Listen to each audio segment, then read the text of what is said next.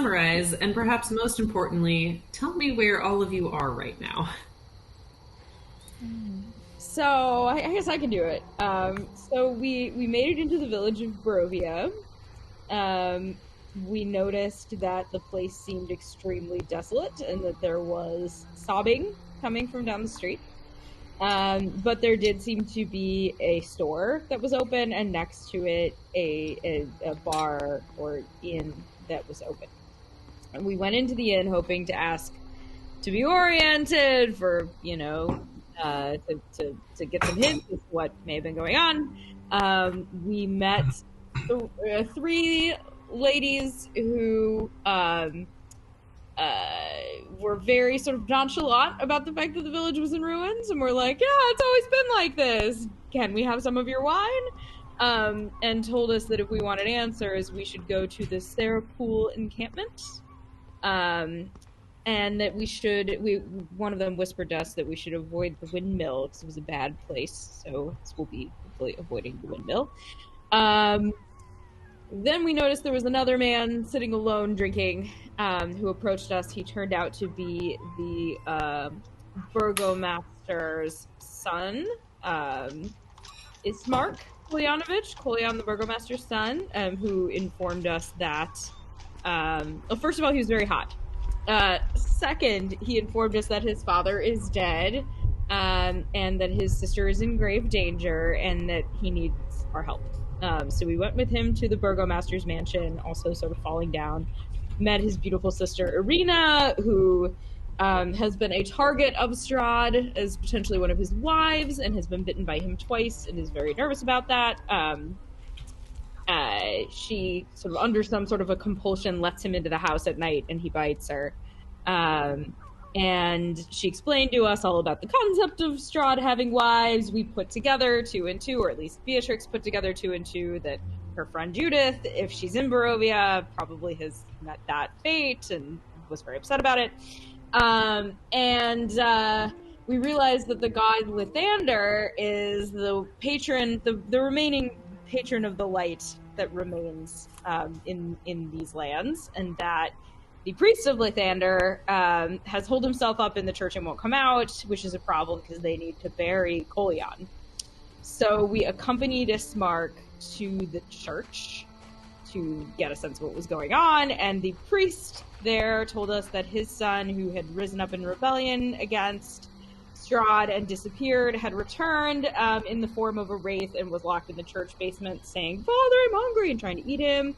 We decided to make this a later problem. We asked, because it was getting dark, we asked the priest to help us bury Kolyan at dawn. He agreed, and we said we would consult. We went back to the burgomaster's mansion, stopping on the way to buy as much garlic as we could, and trying to make friends with the people in the shop. I think we may have succeeded with the muscle, but the shopkeeper did not like us. And so now we're back at the burgomaster's mansion, hopefully before night has completely fallen, and we are ready to barricade ourselves and Irina in there to try to protect her. All right. Anything anyone else wants to add, clarify, has questions about? All right, excellent. Great summary. You arrive back at the burgomaster's. It's approximately sunset.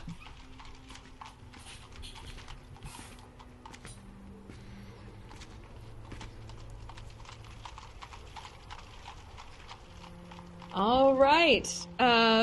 So we walk in the door, and the first thing I want to do is see if Irina is okay, if anything's happened to her in our absence. Irina is just cooking in the kitchen, preparing some dinner to make sure that everybody is fed. She seems fine. All right. I'm going to turn to Callow, and I'm going to say, Professor, what do we need to do to fortify this place?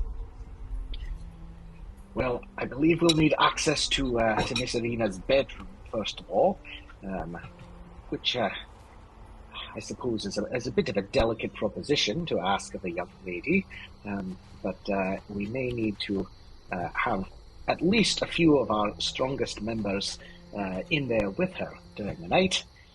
I'd also like to broach the subject of tying her down during the night, and as for the garlic, what we have managed to scrounge up. I'd like to spread that or affix that to any entry point, particularly within her bedroom, the windows, for example. Now, are we still in the kitchen? Did Irina hear all of that of Callow talking about her in the third person? That's up to you guys. Oh, I figured that we were not standing right in front of her. Otherwise, I would have maybe... I also kind of assumed that, but it's a good question.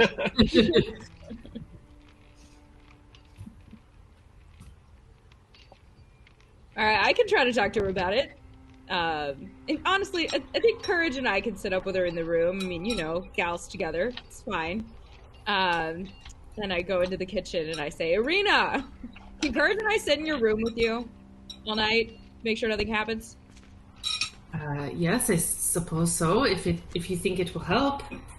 Yeah, we're hoping that, you know, having the muscle there will maybe prevent Strahd from doing anything to you. Do you mind if we go up there now and maybe make some preparations to try to defend the room against any incursions from Strahd? Oh, I don't mind at all, of course. That's so kind of you.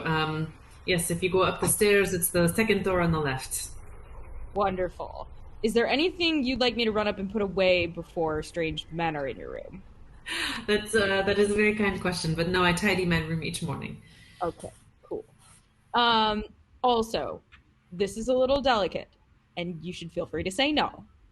But since you are psychically compelled to let this guy in every night, would you be opposed to being restrained in some fashion? I mean, is it totally necessary if you and Courage are in the room with me?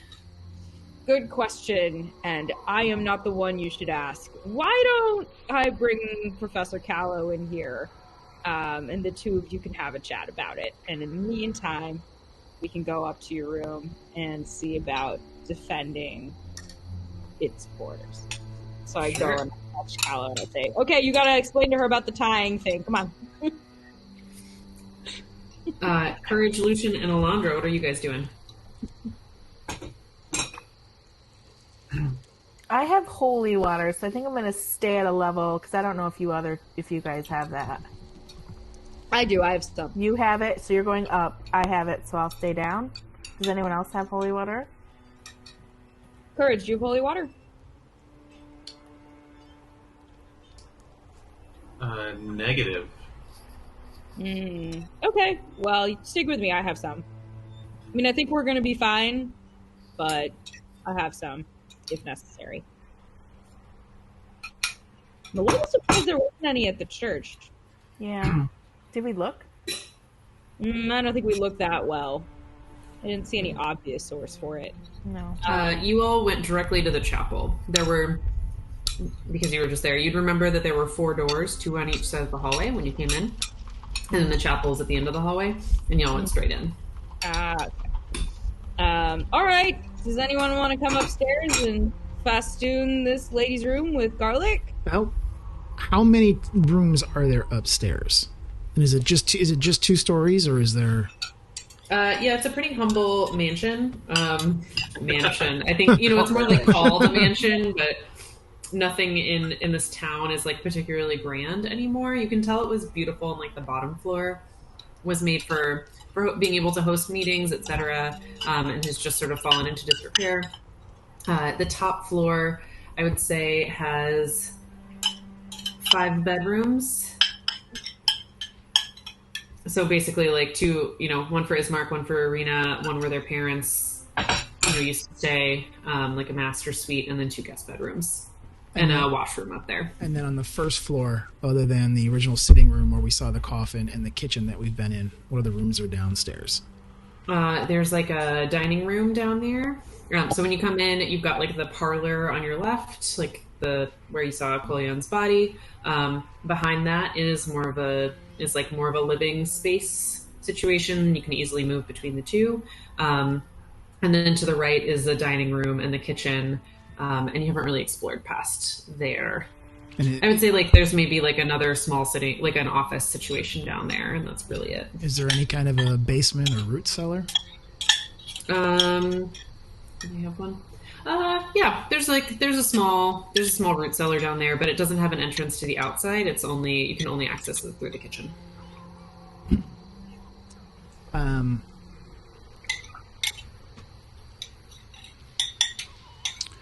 So I'm going to say that. So since Callow seems to be the one that's kind of taking the lead, talking with Irina, I am going to just kind of lean in and whisper to him and say, we might be better off not trying to keep her in her room. If Strahd has been able to enter in here in the past, maybe hiding her somewhere else in the home is a better idea. Maybe we abandon the second floor completely, or the first floor completely. Put us someplace where our strength of arms better suits us, where we get to set where we choose the space rather than having him come where he expects to find his meal. A fair point there. Clearly, you have some experience with strategizing in advance of potential conflict. Well, I've done my reading. Well, from what I understand, the height advantage granted by the second story is, not much of an advantage when it comes to creatures like Strahd. So you may be right that a more defensible position is better. Still, I think that finding a way to restrain Miss Irina will be preferable. Without any sort of physical restraints on her, I'm afraid that it may fall to the rest of us to, at some point, restrain her. And if I'm honest, it can be quite a task when somebody is compelled by a being such as this. And I wonder if we all have the heart to do that to such a fine young lady. That's a good question. I mean, I have no problem gagging her and throwing her in a closet, if that's what you're asking me. If that's what's going to best serve this situation, we can gag her and throw her in a closet. Well then. But it sounds like he has to be blindfolded too, so she can't see him. I think the main concern is Irina herself letting the Devil Strahd into the home. And so if she is physically incapable of allowing him entrance, we may be better off. So, yes, I suppose if she is gagged and stuffed into a closet, as you have so aptly put it, that would accomplish the goal. I don't believe that she would have a particularly restful night, and she looks as though the lady needs a good night's sleep, if I'm being honest. But I think we all do. Did Ismark mention something about wolves? Just a question of what are we expecting tonight? And could this Strahd make any of us say that he can come in?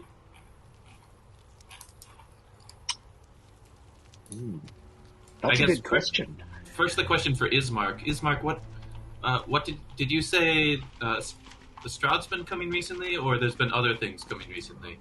You'll probably have to call him. I decided that Ismark was not in the room for this conversation because he definitely would have interrupted at the notion of gagging and blindfolding his sister and throwing her in a closet. So if you go get Ismark. Ismark, I'm yes. Courage, yes. I see you're grieving at your father's coffin. Could you come here for a minute? Yes, of course. And did you guys... I thought you guys took the body already to the church. Yeah. No, you discussed it. You discussed how you were going to get it. That's right, and he was going to bury it in the morning. Yeah. Last time were terrible. Dawn is the time to bury people. So. This, I definitely know. As everyone knows. Ismark, what are you most concerned about tonight? What do you think's coming? Well, for the last 3 days, we have not had the assault from the creatures since my father died. We had, before we had wolves for the most part, or at least we think so. There were bats outside of the window. But but for 3 days it has been quiet. I think the concern is Strahd, but I do not know if he will arrive tonight or not. Okay, so it is Strahd. So you're saying that since your father died, no one has come to the house, neither Monster nor Strahd himself. I mean, No, Strahd has come the last 2 nights for Arena. Let's see. So it stands to reason that we may be expecting simply the devil himself and not all of his minions.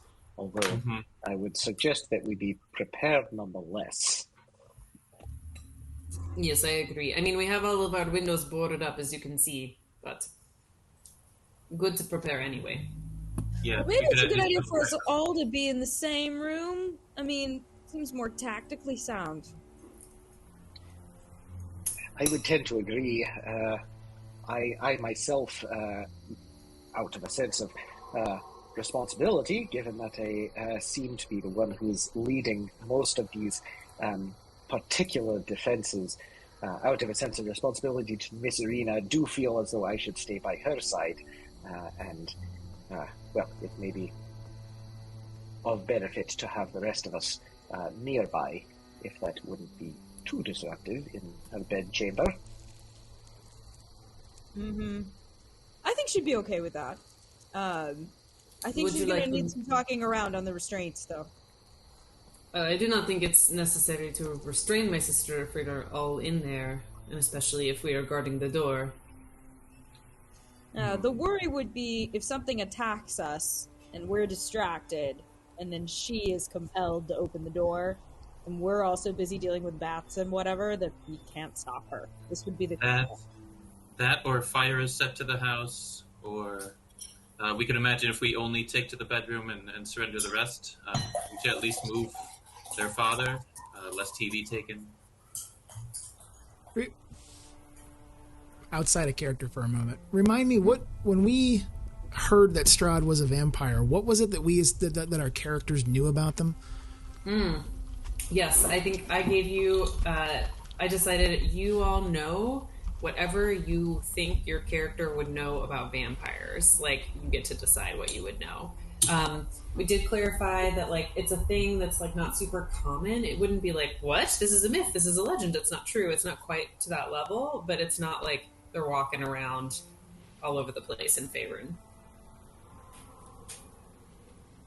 It's like, yeah, uncommon, and you can decide to what type of lore your character knows about them. Well, all right. So I'm going to say, considering my patron and Lucian's interests, that he probably has some knowledge of them. That's fair. So the thing that I'm worried about, whether we tie up Irina or move her to a different room, is that Strahd only gets into this house if someone invites him in. Someone or something has been inviting him in over the last 2 nights, and whether that be because she is enthralled or whether it be something else. If we leave the opportunity, even tied, if she is not gagged, if she can invite him in just simply by speaking it, we may find the devil in our very midst, regardless of what other defenses we set. I'm inclined to agree. I don't think we want to take any chances here. I do apologize. Are we with Irina right now? We're with I we're think you guys were out in like the dining room, and she's finishing her dinner in the kitchen. Yeah, Ismark is here though. I do apologize, Ismark. I understand this is a delicate subject and a delicate thing to be asking regarding your sister, but well, I think it best, given the circumstances. She hasn't been restrained in any regard the past several nights, and as a result, that even Strahd has gained entry into your house. Yes, it is very concerning. The first night she did not tell me what happened. I think she was confused because she does not remember well. But after it happened again last night and she woke up, I mean, we're guessing that she is letting him in the house after we are asleep. Yes, that Well- seems most likely. It seems as though, of course, that Strahd is not interested in all-out conflict with with the rest of the household, particularly if he comes after the rest of you are asleep, and only deals specifically with Miss Irina. That's a good point. Would it help to think of it as like casting a broken arm or a leg, like temporary restraint for future health? I don't know. Make a big shrug. I mean, we can ask her. I don't think it's strictly necessary, but All right, let's go in the kitchen and ask her. all right. Or she'll come out to the dining room with dinner at this point. You know, like to sit around.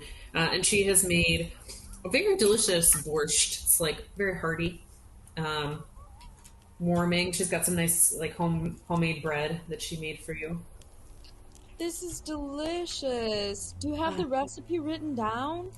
I could. I mean, I don't, but I could write it down for you. My mom collects recipes. Oh, that's lovely. What is your mother's name? Is she a cook? Jane. She does Jane. cook. Not professionally, but you know, for us, she does. It's her hobby. Weaving is her profession. Oh, lovely. Beatrix, do you mind if I say grace? Of course, go ahead. O great mother, golden god, keeper of the wild Shantea, keep your watchful eye on us. Also Lathander, Saloon, Ilmatar, Soon, Helm, Lyra, and Eldrath. Any of you that are listening, keep an eye out on us, and consider us for sharing your glory. Amen. Amen. I Amen. think I got them all. All right. So you all enjoy dinner. Is there any final planning you would like to do? We should Is there raise the bacon in this borscht? Amazing. It's technically it's pork belly. You know, I just have a little bit in storage, and you all are guests. It's a special occasion. And you're helping us so much, so I really wanted to make it zingy. And I guess if this is their last night in the house, Yes. Well, Irina, we wanted to raise again the idea of potentially. We've decided it'd be best if all of us stay in the same room together, you know, so as not to divide and become weak. But we do wonder if, since there is a concern that you've been compelled in the past, if Strahd's minions attack the house and we're distracted, and he somehow compels you to open the door, that might result in you getting bitten again. Is there any way you would consider allowing us to temporarily restrain you for the night, just to make sure you're not bitten again? It sounds like he's very crafty. I mean, I suppose so. Couldn't I just have like a buddy, like someone who doesn't run away? Well, the problem is we don't know what it is we're going to be facing, and if, for example, something were attacking, say, your brother, and he needed help, and your buddy From was all of us. available, you know, and then you were alone, and then you were compelled, you can see how it might become a problem. If you all think that is what is necessary, then I suppose it's okay with me. We're very sorry, and if we weren't convinced, we wouldn't ask.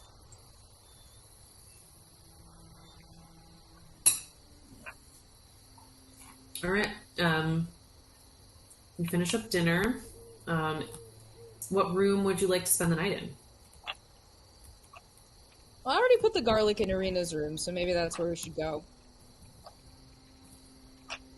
Yes, I think if we're going to be tying the poor lady up, at least allowing her to sleep in her own bed is the most kindness we can do for her.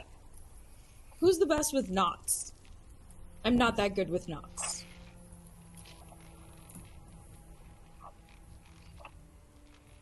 And I look to Miss Elandra or Lucian here.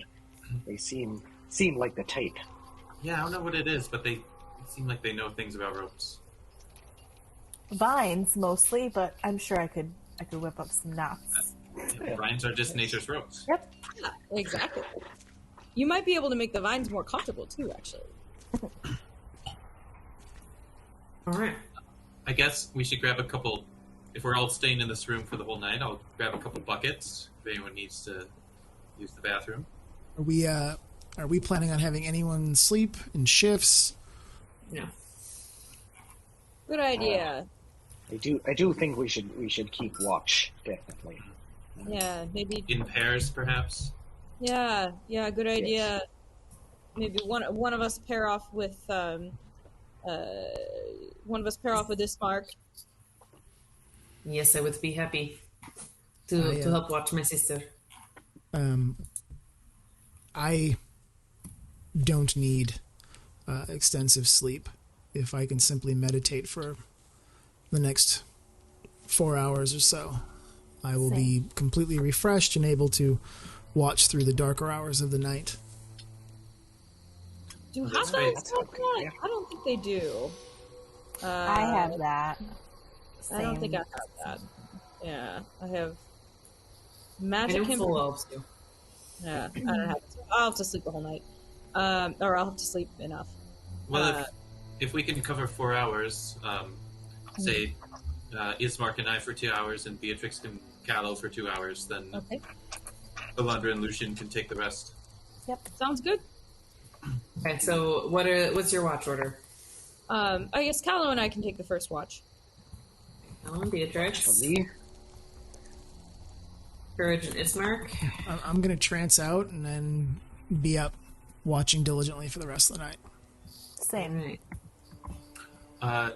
I do think we should move the father's body to an upper bedroom. Maybe not the same one, but just to keep it closer. And it'd be great if we could put something on this. There's just only one set of stairs up to here, right? Yes. Maybe like a row of glass bottles or something that would likely make a noise if anyone was coming up. Callow is going to, as we're talking about this, while presumably bringing things up the stairs, Callow will reach into his pouch of many bottles and pull out a bottle and just pour this bottle onto the stairs, like right in the middle of the stairs, and it is this sort of inky black, almost sort of purple shimmery substance, and I am casting grease on the floor there. Clever. Good idea.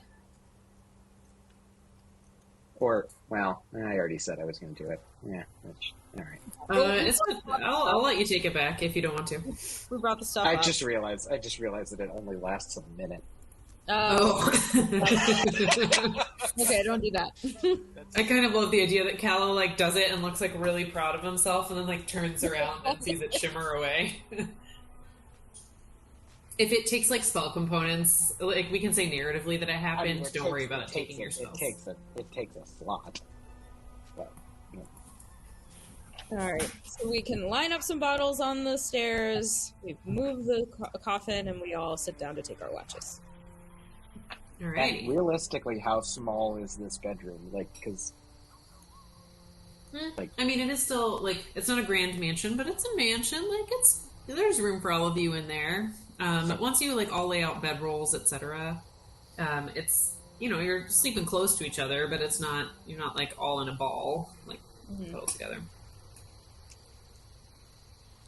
So are the people on watch staying upstairs in the same room as everybody else?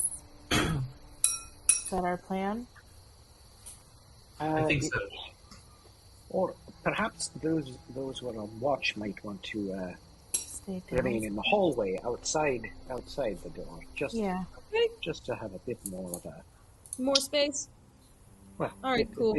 bit more of a vantage on the rest of what's going on. Is All right. is the upstairs hallway, like where these bedrooms come off of, is it a like is it like a landing related or like sort of almost like a mezzanine level with the from the stairs, or do you like go up the stairs and then truly go into a hallway? Like, could you theoretically see down into like the entry hall from outside of her door? No, it's like the stairs come up and then the hall is to the left. Like Okay. this, yeah. Gotcha.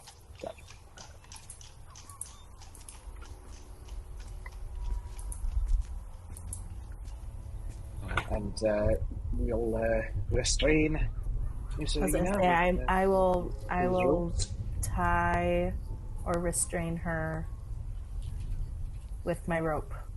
All right, go ahead and roll a dex check for me.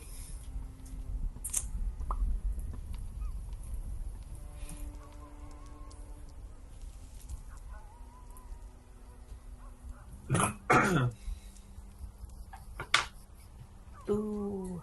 Oh, it's a year.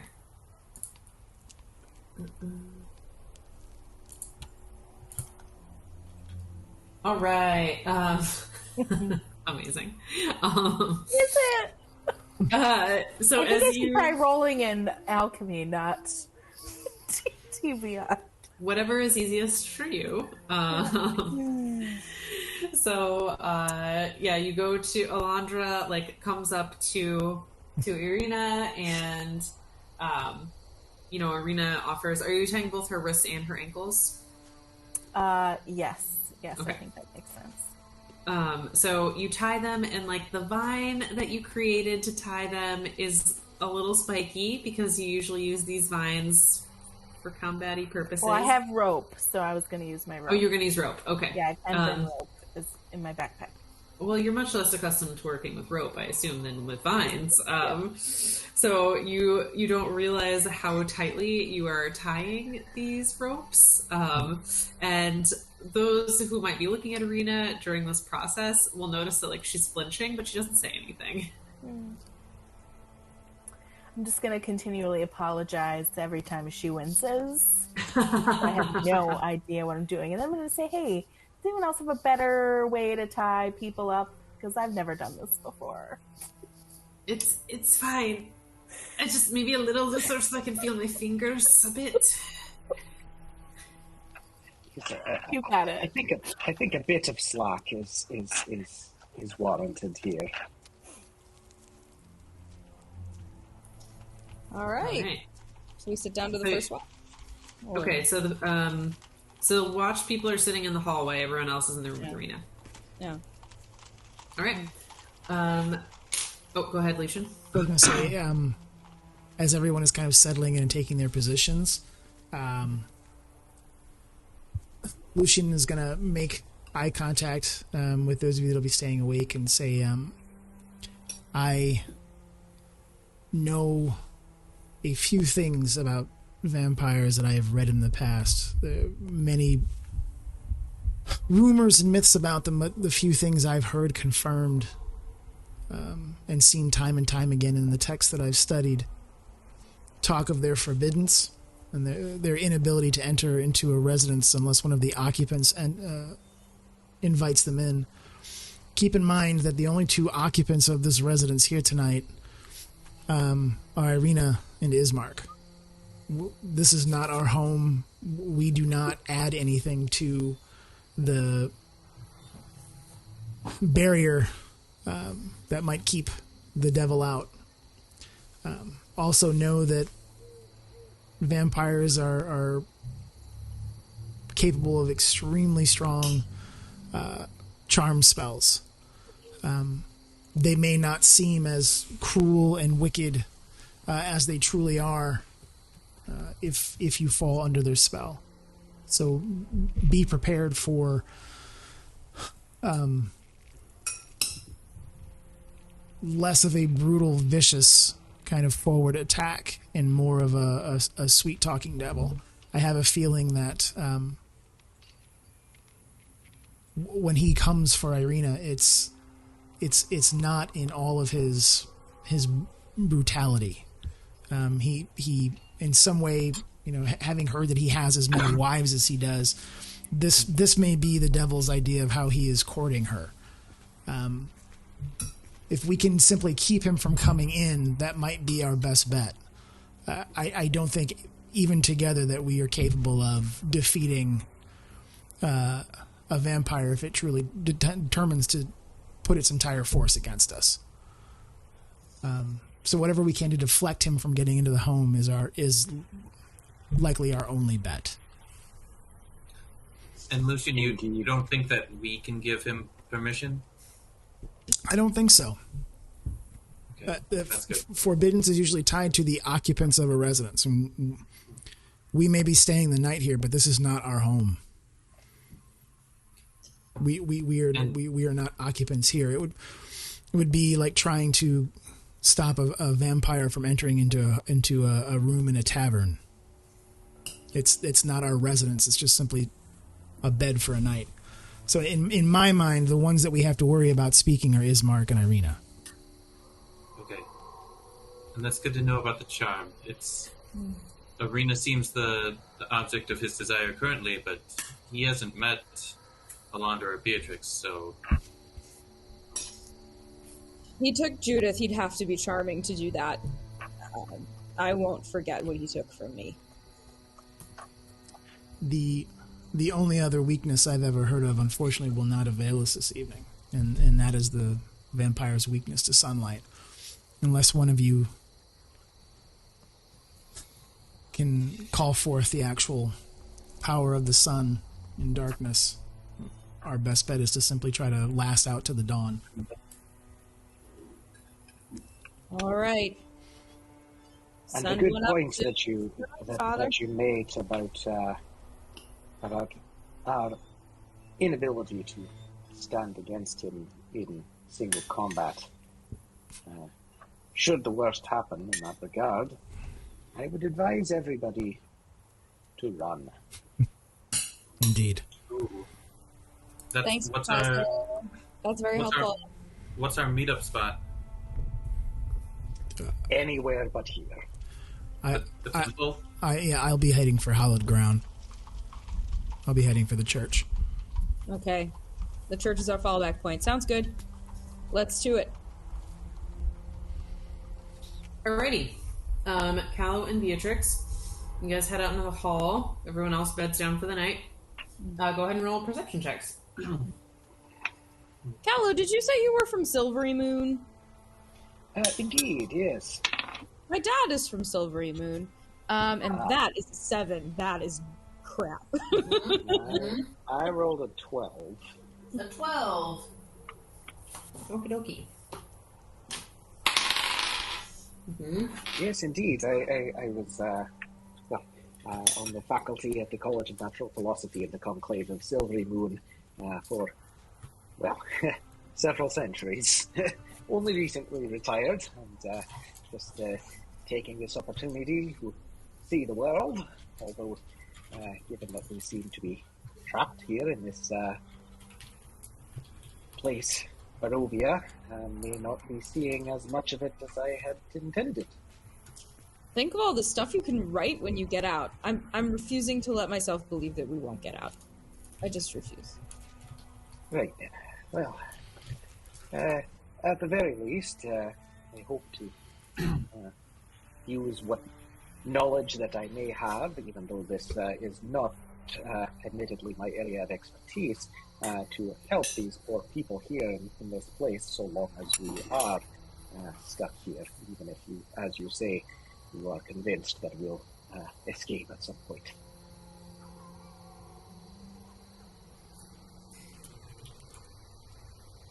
All right. Your watch is quiet. But Courage, as you're falling asleep in the room, I assume you're like a little bit on edge, because, it's a creepy place. You hear like on the wall outside. Mm-hmm. So this is towards the start of the watch? Yeah. So they're already out in the hall. You're like laying there trying to fall asleep. Mm-hmm. All right. I will.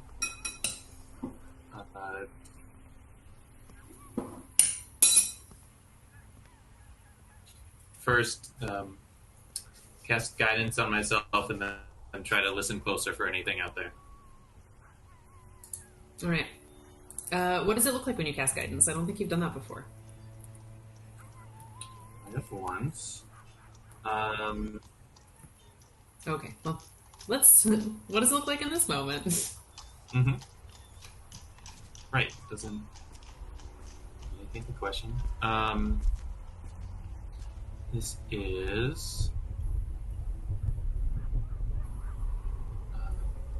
I think just a whispered. Shantae is all hearing,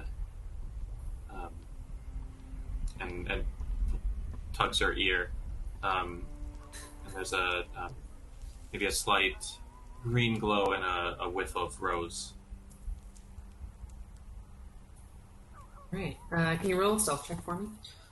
Stealth. Yeah. You don't have your armor on because you're going to Exactly. sleep, so you don't have disadvantage. Would be doffed. I'll do it over here. You're also just like laying there, so it's not like you're moving. 11. So Okay. That's 11 plus 3, 14. 14. Alrighty. Or I'm sorry, I should have asked. Was this stealth while casting guidance, or would it use guidance? Oh, this was stealth while casting guidance. Okay. Was the idea? So then, just an 11. Just but casting. Yep. Okay. Just an 11. All right. Mm-hmm. And then, okay, so you cast guidance on yourself. You're not. We'll say you're not trying particular. Like you're trying to be quiet, but courage isn't. Maybe it's not her forte. No. I mean, why would I have to be quiet now? Exactly. All right. You don't hear anything after that. As you lay there for a few more minutes. Okay. Jeez. I will get up and just let Beatrix and Callow know. I heard a little tapping on the outside wall. Might be a tree. Might be... What's the thing that climbs walls? Just thought you should know. Good night. Okay. Callow, should we go in the room with the rest of them? Continue watch out there? In there? I think let's stick to the plan. Okay. Out of character is that wall that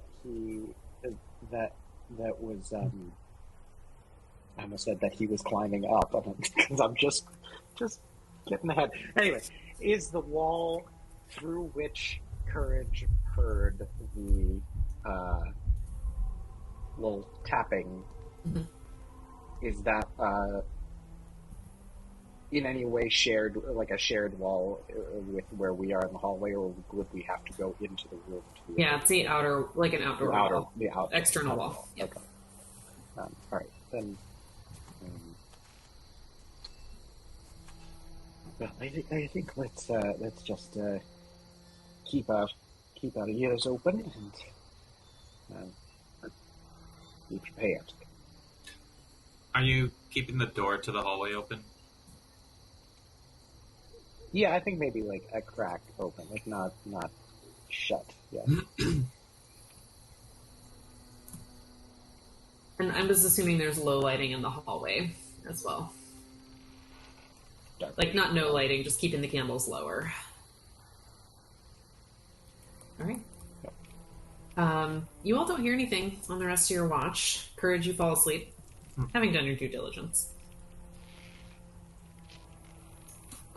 Next watch. Courage and Ismark. Unless there's anything else that Callow and Beatrix would like to chat about during their watch. I think we're good. Alright, great. You wake up Courage and Ismark. Ismark, like, still looks real good. He's just, like, rumpled, but, like, in that attractive way that sometimes people can look rumpled mid-sleep.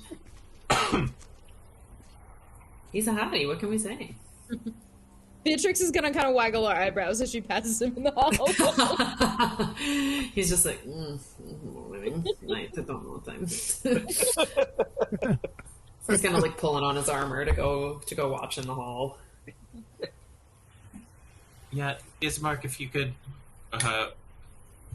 I'll wait while Ismark dons his armor, and then it takes Courage 10 minutes to don hers. All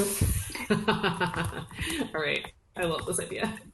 In which the noise wakes everyone else. Well, I like that she like is constantly casting guidance on herself, just like Shantae is quiet. Shantae is quiet.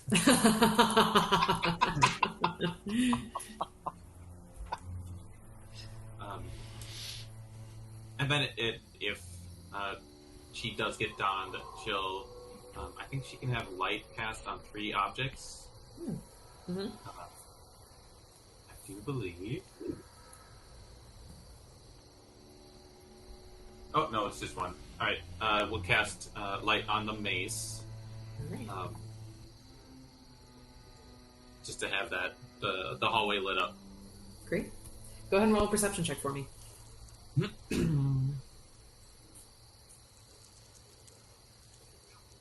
Ding! 24! And Ismark rolled a 19.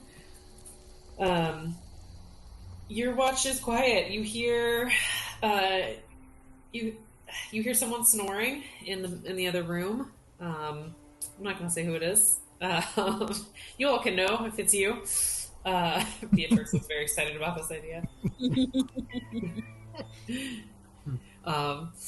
But other than that, seems like a pretty quiet watch. Sure. And I think Courage will be... Mace will be in its holster, but with the end out so that light's still shining out. Actually, no, she'll find a place to prop it so it lights the hallway nearby.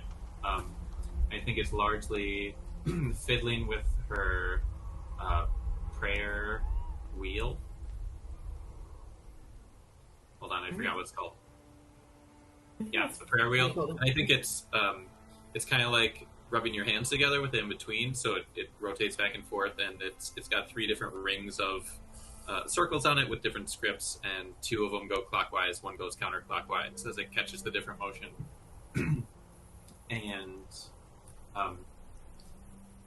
that's kind of her fidget, but also some prayers will go through several gods, and we'll keep an eye on Ismark, and maybe offer him some just words of encouragement of how difficult this time might be, but that these are the darkest times, or when lights shine the brightest, or something like that. I appreciate your words, and I cannot tell you how grateful I am that you all are willing to help my sister, and you don't even know us well. I'm so grateful. That's a good point. You're good people, right? I think so. We try to be good people. Checks out. Excellent. And Ismark is, also kind of doing fiddly things. He's cleaning his sword. You can tell, the sword, he practices with it, but it doesn't look like it's gotten a lot of use. And it's older. It's not, a particularly fine weapon. It's passable. It seems like something like a family heirloom maybe has been handed down. So he's just fiddling with that while you guys are on watch. Whose sword is that? Oh, it was my father's and my grandfather's before that, and his father's and his father's.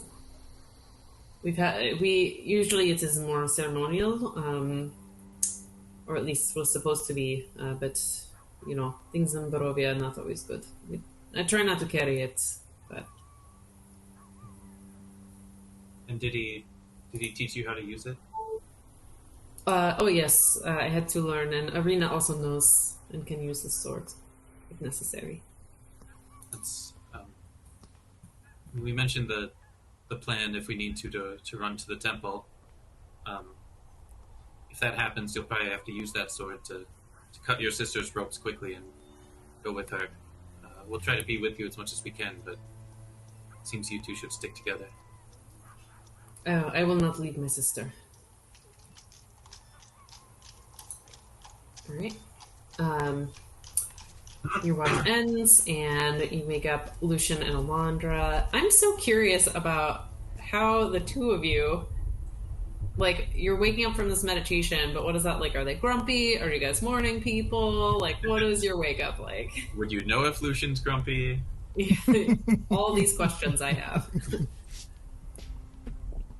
You wake up to the sound of Courage doffing her armor for 5 minutes.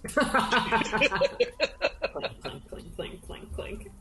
So many clasps. It's these decorative pauldrons. Meanwhile, the rest of us are just like lying in our bedrolls, staring at the ceiling, trying to pretend that we're not hearing it. I see Jeanette keeps trying to talk, but I'm not hearing her. Oh yeah, I can't hear you either. No, Hear me no. now? Oh, there you are. Yes. You kind of. You're. My mics keep switching automatically to like my work Teams account. So I don't know what's going on. I can hear you now though. All right, good. From my understanding, this meditation state is it's like we're still half conscious. So I feel like we can still hear what's going on, right? Hmm? Is that true? I don't know. I don't usually play it that way, but I'm okay with that. If you'd like to say that's how Elandra does it. I feel like that's how I want to do it. Maybe like as a sort of a dream. Yeah. It picks up on what's going around. All right. Yeah, I'm not is angry when I wake up. No, It not also- when I am personally. It also doesn't say you have to be sitting cross-legged. No. You could be lying on your side with your feet twitching now and then and arms. Oh. She wakes up having had dreams of a scrap metal yard and bells and Barnacle. oh, big yawn. Yeah. He would really like the leftovers with my ramen. Oh, yes, I bet you would. Oh, I know, stinky breath. All right. So Elandra, not grumpy when she No, I wake up calm, relaxed. Like nothing's gonna bother me type. Amazing. What about Lucian? As Lucian enters kind of the very end of the meditative trance, his lips begin to move, almost as if he's in conversation. And if you listen closely, you could hear him mumbling something. Until you see he has a intense grimace, and then his eyes he stops mumbling, jaw stops moving, eyes pop open, and he is just wide awake. All right. Go ahead and roll your perception checks. And go ahead and roll 2 of them for each of your watches.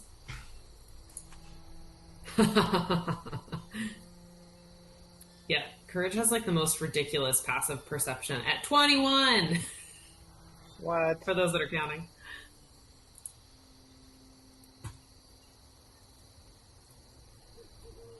There's my first one. Ooh, double 18s for first watch. 8 and a 10. Wow, you guys are rolling in parallel here. So does it automatically count my +5? Oh, no, it doesn't. Okay, so you got a 23 and then a 13. Yeah. That's it. Okay.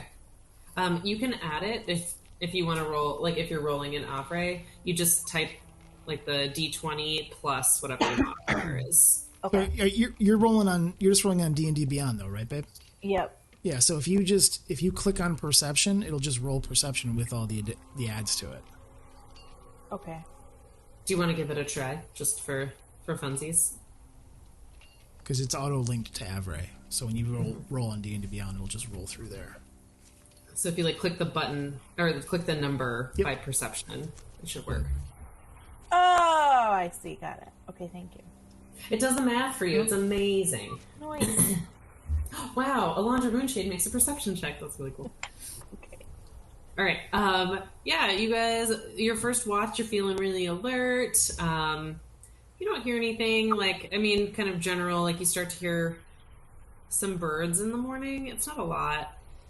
Not as many as you would expect, especially you, Elandra. You are tuned in to, what creatures should be waking up in the morning. Mm-hmm. And you hear some, you hear a couple of birds, but they don't sound particularly happy. And yeah, it's just you're missing the sounds of nature. And then it makes me feel sad. Yeah, sorry. And Lucian, I don't know what you're hearing, but you're hearing well. And second watch, I think you guys are just kind of bored, so maybe not paying as close of attention since first watch was quiet. And you said morning. Are we to assume that it is morning? It is morning now. Up morning. Okay. Yeah. So as you approach the dawn, I suppose I should say, the wee hours of the morning. Is that a long rest for? Yeah, you guys all get a long rest. And I believe you all said you would take Quillian for burial at the cemetery for a dawn ceremony, since Dawn Father priest. Before we leave, I'm going to say to everyone, okay, congratulations, we survived, that's great, yay! So, that thing in the basement, those of you who know about vampires, is there any way that this poor guy's son is ever coming back from this state? Do you know of any cures?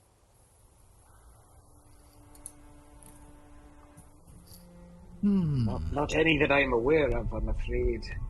I do think we should tread lightly in this regard. I'm afraid the only remedy may be, permanently eliminating him. Yeah, I would tend to agree.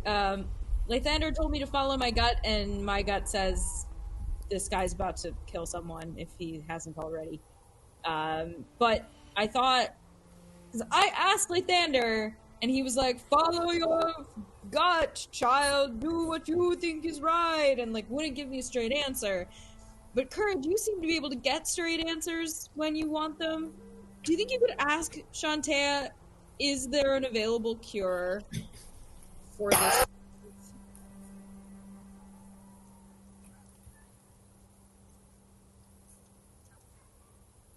Tom, you're on mute.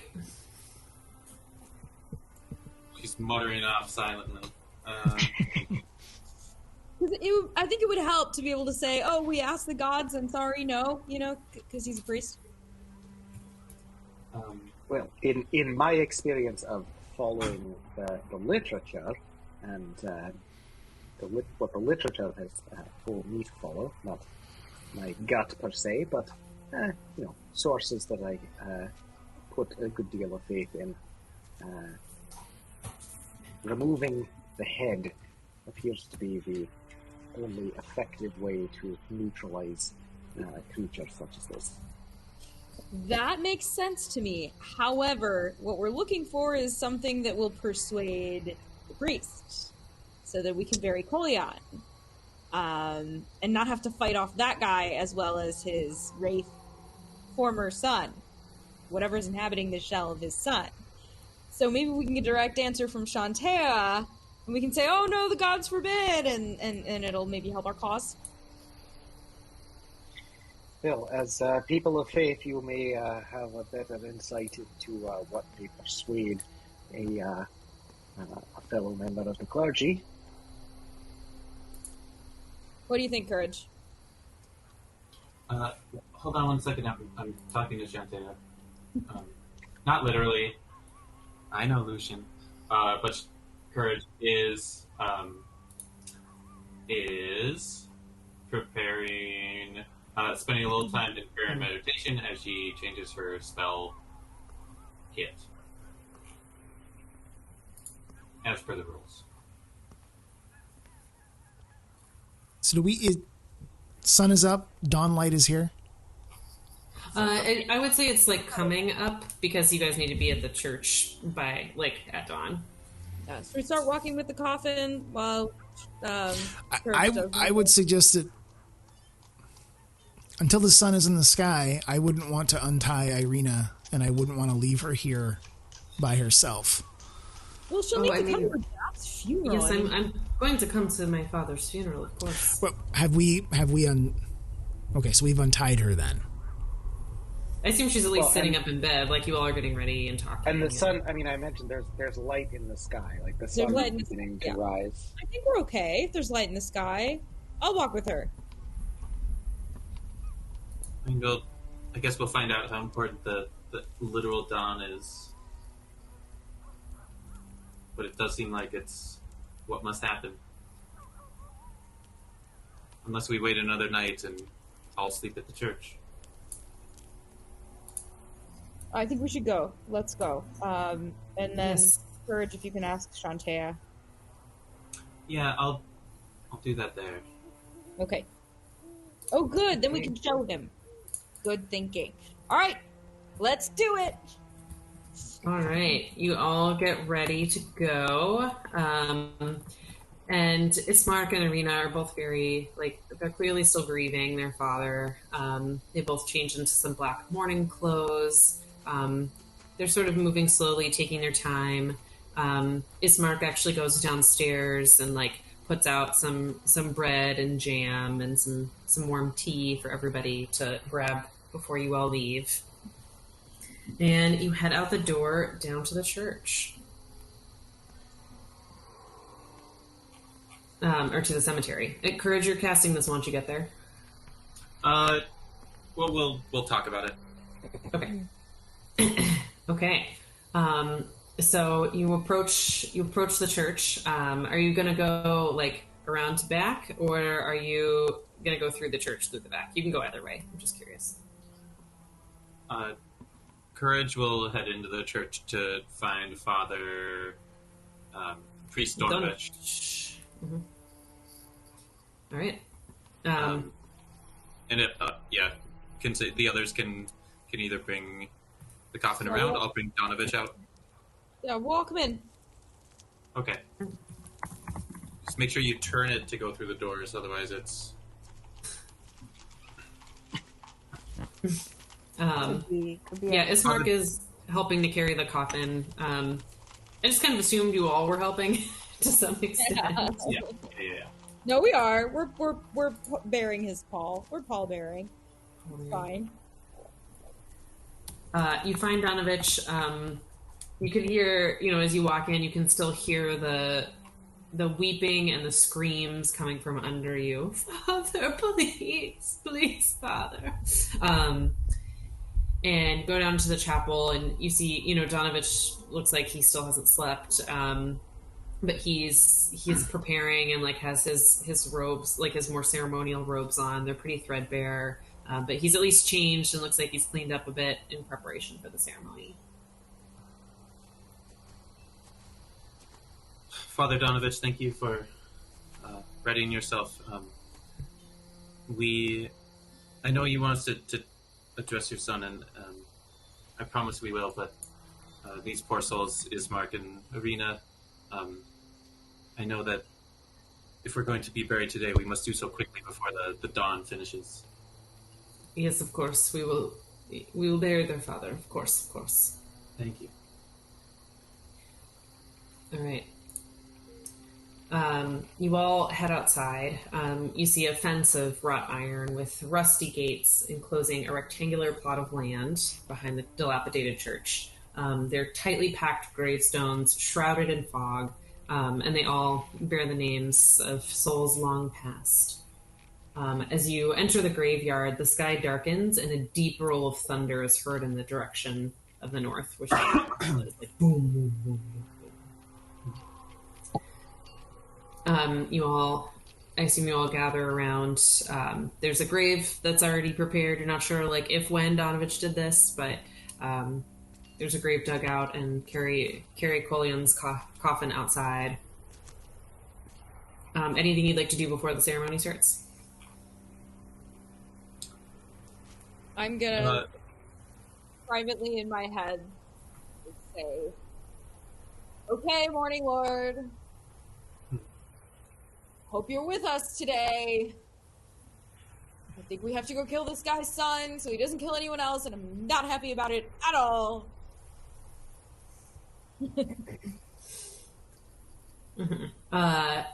Yeah, you don't hear anything back. Typical. Courage, were you gonna do something? Yeah, at some point, maybe during the ceremony, Courage would like to, we'll just say, is going to ritual cast Gentle Repose on the corpse. So she, if there's some words being said, that the casket open for everyone to give final goodbyes, Courage will say a prayer and then Salt Bay the corpse, as it is a component, placing a pinch of salt and then a copper piece placed on each of their eyes, and say, I think we'll just go through the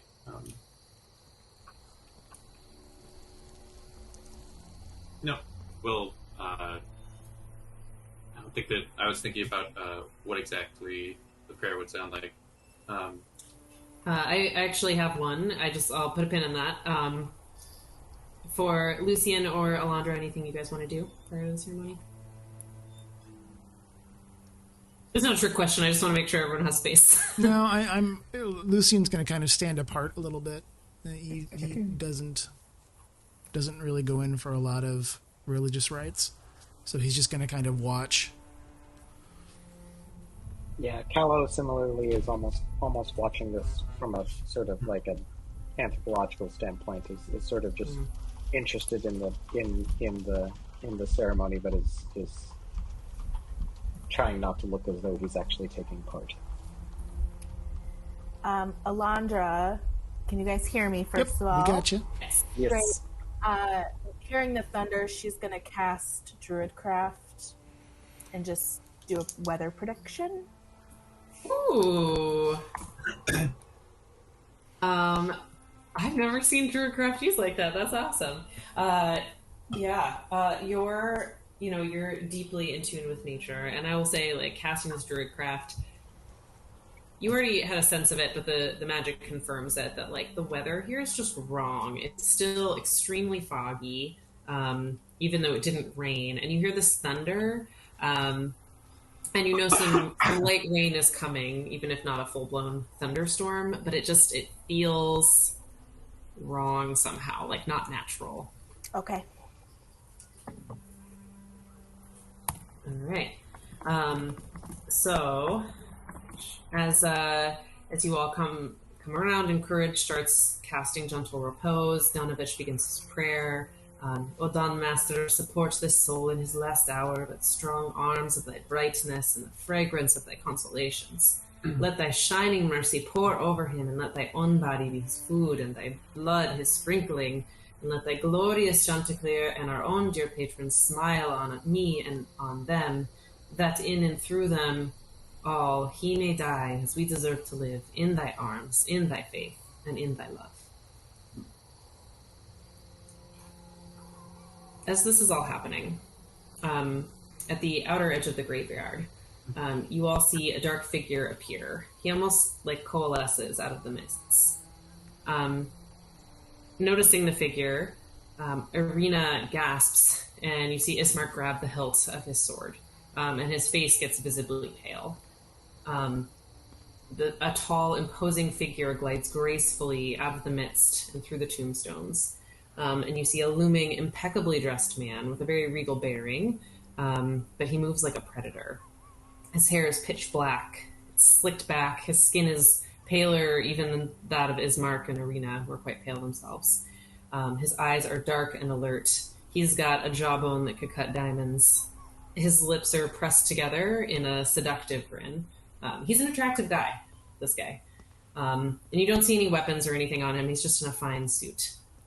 As he closes in and joins the group, Father Donovich falters and stops speaking and sort of stumbles backwards, away from the graves with a moan. And this man, looking directly at Irina, "Oh, my dear Tatiana, I have come to offer my deepest condolences to you on the loss of your father." And he takes her hand, bends and kisses it, and she sort of slowly pulls it back, but with a very dazed look on her face. And she's sort of staring at the back of her hand and says, Thank you, Count." Ismark sort of steps forward towards the guy. And this man turns towards Ismark. Ismark, the lesser. To you also, I offer my sincerest condolences. Now, my new burgomaster, you must have much to do. The village has diminished much under your late father's administration. I suggest you get to work immediately, perhaps, increasing the defense of the town, so tragedies like this will not occur in the future. And Ismark just kind of stares at him, like clearly in shock. The man turns back to Irina. "My dear Tatiana, is it not time for you to join me at the castle?" And Irina sort of like, Sir, this is a funeral? Yes, I'm here for the funeral of their father, Kolian.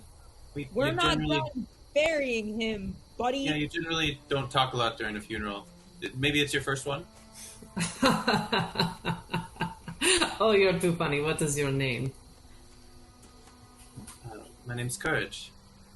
Courage It Puredeed. is lovely to meet you, Courage. I just assumed you would know me, but you seem to be a newcomer to this land. I am, of course, its ruler, Count Strahd Vanzarovich. It is a pleasure to meet you. We are always very excited for new visitors to beautiful Barovia. The pleasure's all yours.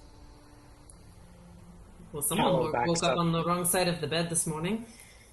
Callow backs up a couple steps and grabs Lucian's forearm and holds it very tightly and gives him a look.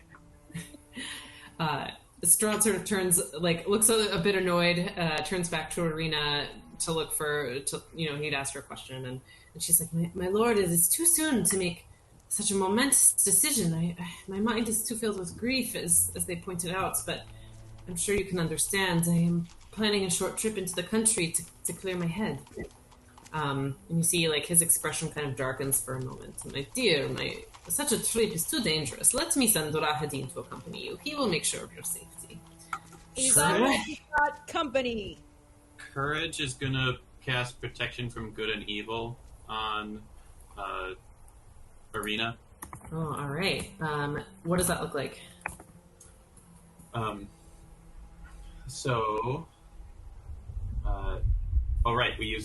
I use shield as component. Just brings her shield up slightly, and the petals across it start moving as if being blown in the wind. And then we'll just reach out and touch Antea or Irina on the small of her back, and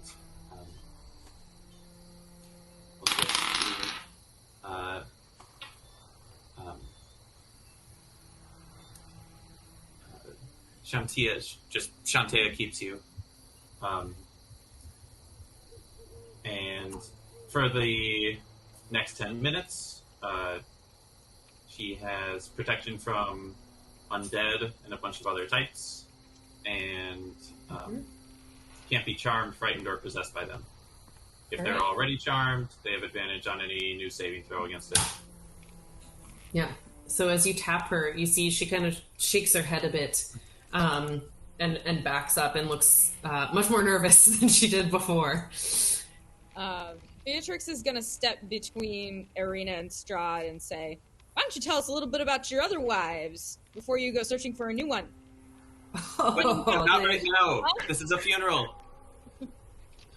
Aren't you spicy? What is your name, my dear? Beatrix. Beatrix Breakbones. And you better answer my questions or get out of here before I break yours. Ah, charming. He'll reach out for your hand. Go ahead and make a wisdom saving throw for me, Beatrix. I have advantage on against being charmed because I am half elf. Okay. Ooh, natural 20! Oh, damn. All right.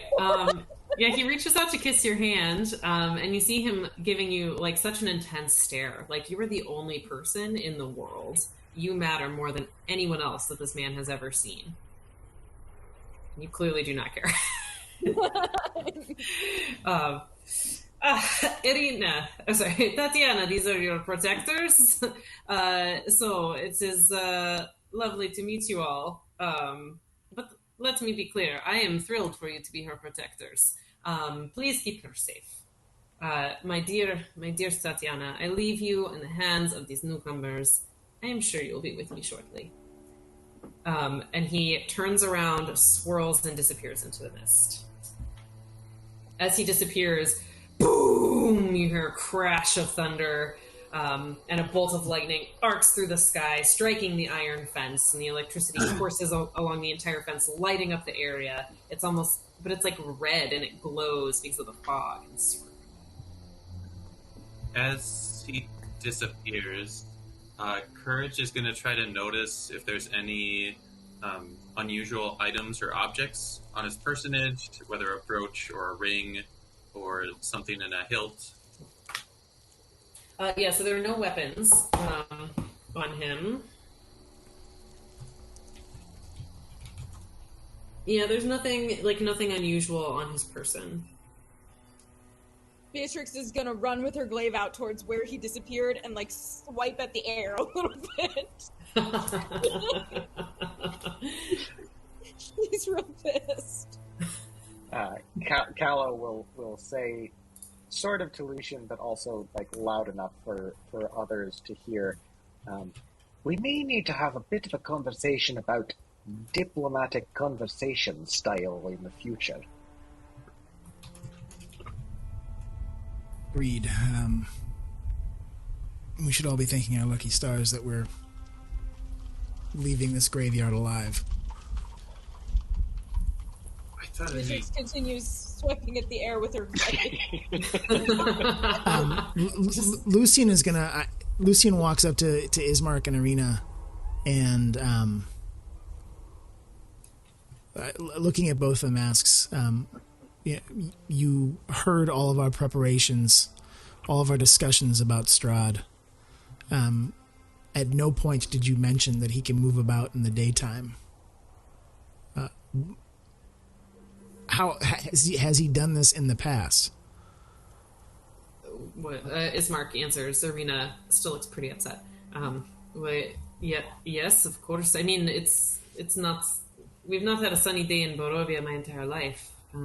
This is the mist. The mist is part of Strahd. It's part of his curse, so he can move about. Well, I think we have many questions, but I am sorry. It did not occur to me that you wouldn't realize this. I should have realized when you were talking about daylight and sunshine and being so concerned about it. It is true that it is easier for him in the nights, where he can move under the cover of darkness. But... well, he seems sated for now, so let's conclude our business, and then maybe have a chat. Donovich will finish the ceremony for Kolian. Irina is quietly crying. Ismark has his arm around her shoulders as they lower him into the ground.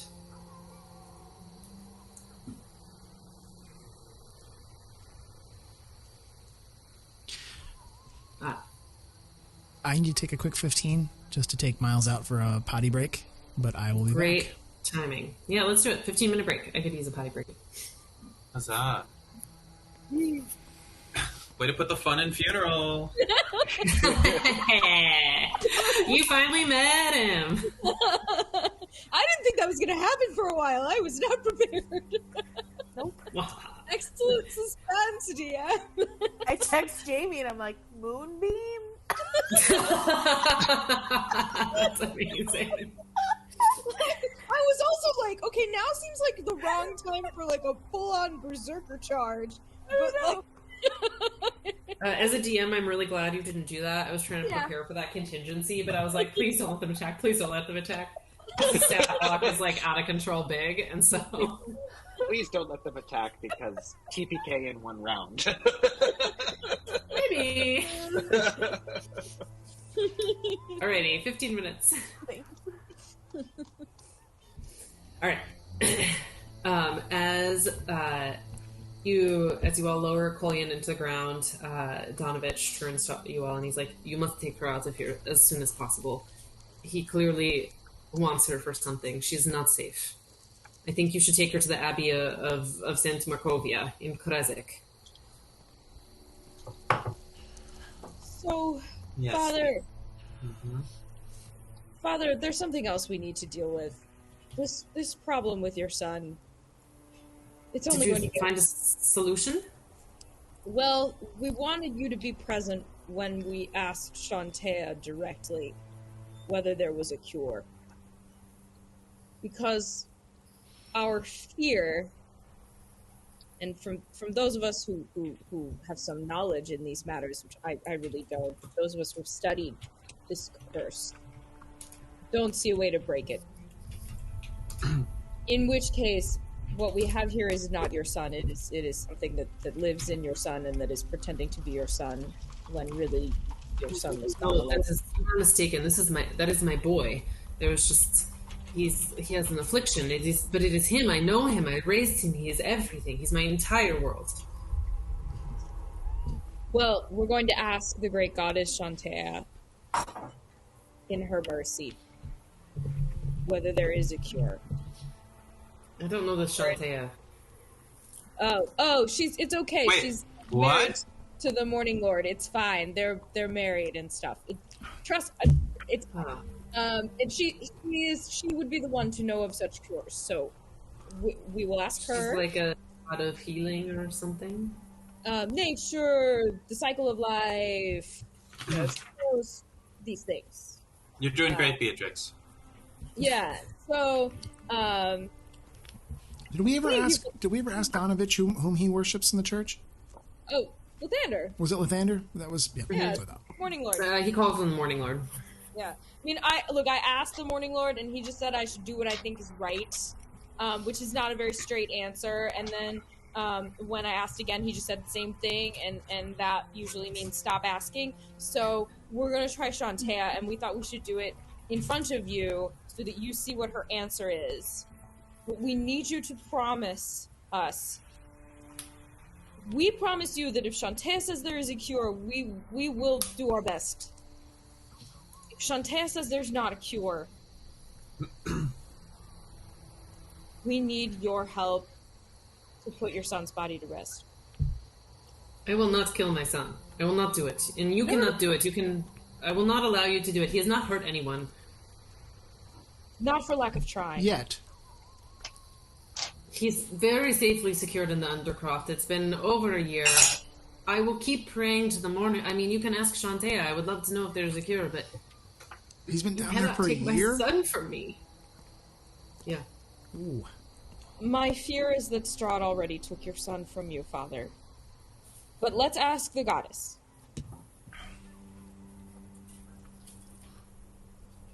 Yes, it might be helpful if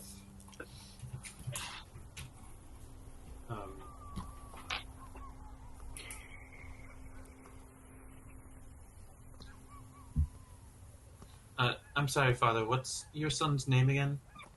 Doro. My Doro. Doru. Doro. Okay. Well, let's find a good spot. And they hold hands around me. That seems appropriate. And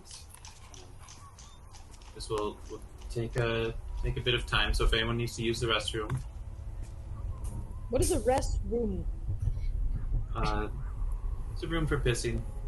Oh. We just call that a shithouse where I'm from, but okay. And I'll note, Irina and Ismark are still over by their father's grave, like paying last respects, spending time. Someone should keep an eye on them, though. Noticing that, before I move over to them, Lucian turns to Callow, who had been standing next to him, and says, I think we need to reconsider what we're thinking about Strahd. The little that I know from books clearly does not match the reality. That beast just walked into a graveyard sanctified in the name of the Morning Lord. Literally a god of the dawn and of sun. And he can walk here under these myths unhurt. He has subjugated this entire realm and feeds on them, coming in, giving demands, and cared not that the few of us were here. It's like a cat playing with its prey. If he's Is not, this if while, yeah. So while holding hands in a circle, or like off to the side? Kind of off to the side. Okay, Just talking. okay. If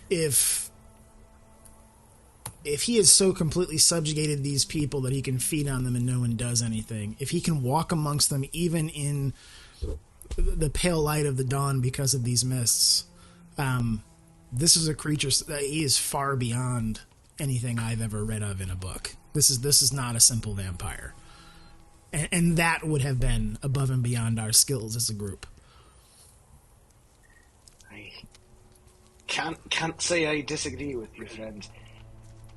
My confidence is indeed shaken. I'm not sure that I can believe anything that I have read, piecemeal though it may be, about these sorts of creatures. I'm afraid that we are outmatched. At this point, I think that I don't even know what to tell Ismark and Irina. If they stay here, he is going to claim her as his own. There's no way to keep watch on her night after night after night forever. If he can walk out under the myths and find her during the day, what watch could we possibly set on her that would keep her safe? The best thing that these two... Who's to say she would be safe at all going elsewhere, going into the country, as we have discussed. I can't imagine that his influence is limited to this village. I know the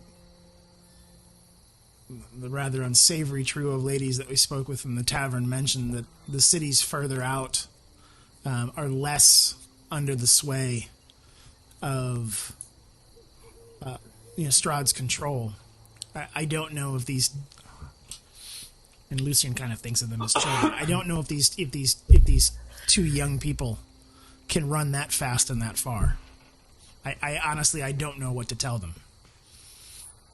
No, indeed, and even if it is true that the cities that are a bit further afield are beyond, or at least Strahd's influence is lessened there, well, if that is the case, then I imagine he would do anything within his power to keep Irina from getting so far as to be beyond his influence. I see little hope for escape.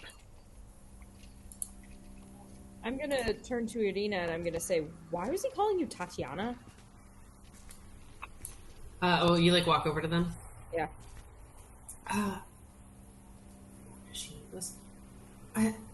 I'm not sure. I mean, there are legends and fables. Strahd once loved someone named Tatiana. I wonder if maybe that's what he calls all of his beloved. All right. Well, thank you. That may prove useful, although I'm not sure. Anyway, I think we're now going to try to call on the goddess Shantea to see whether there's a cure for poor Doru down there. While those discussions were going on, Courage has been ritual casting the whole time, and just like, does no one respect a hand circle? Come on. Come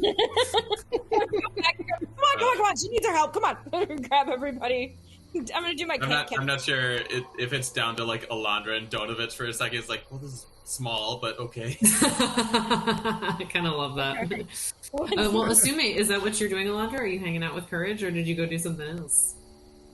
I feel like that's what I would be doing. We're kind of similar. I love that. In some ways, yes. It's like there's a light rain right now. And so for the augury question, with our amped up prayer reel, Courage is asking Shantea,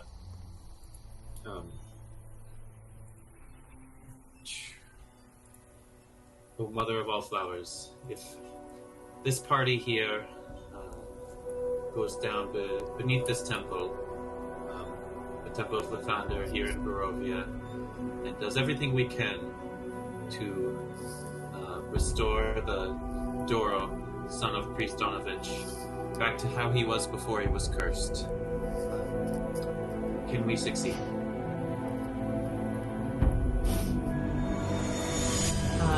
And your auguries are the little bones. Oh no, it's it's a prayer wheel. It's your prayer wheel. Yeah. There's like a long pause, maybe a little bit longer than what you would normally expect, and the wheels start turning. And they don't stop turning. They don't stop turning. No, I can't do it.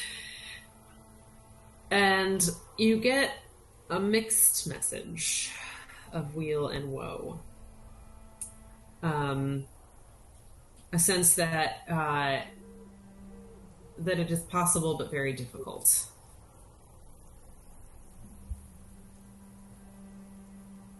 Oh no. Well, Father Priest Donovich, it's not a for sure we can't, but it's not a for sure we can.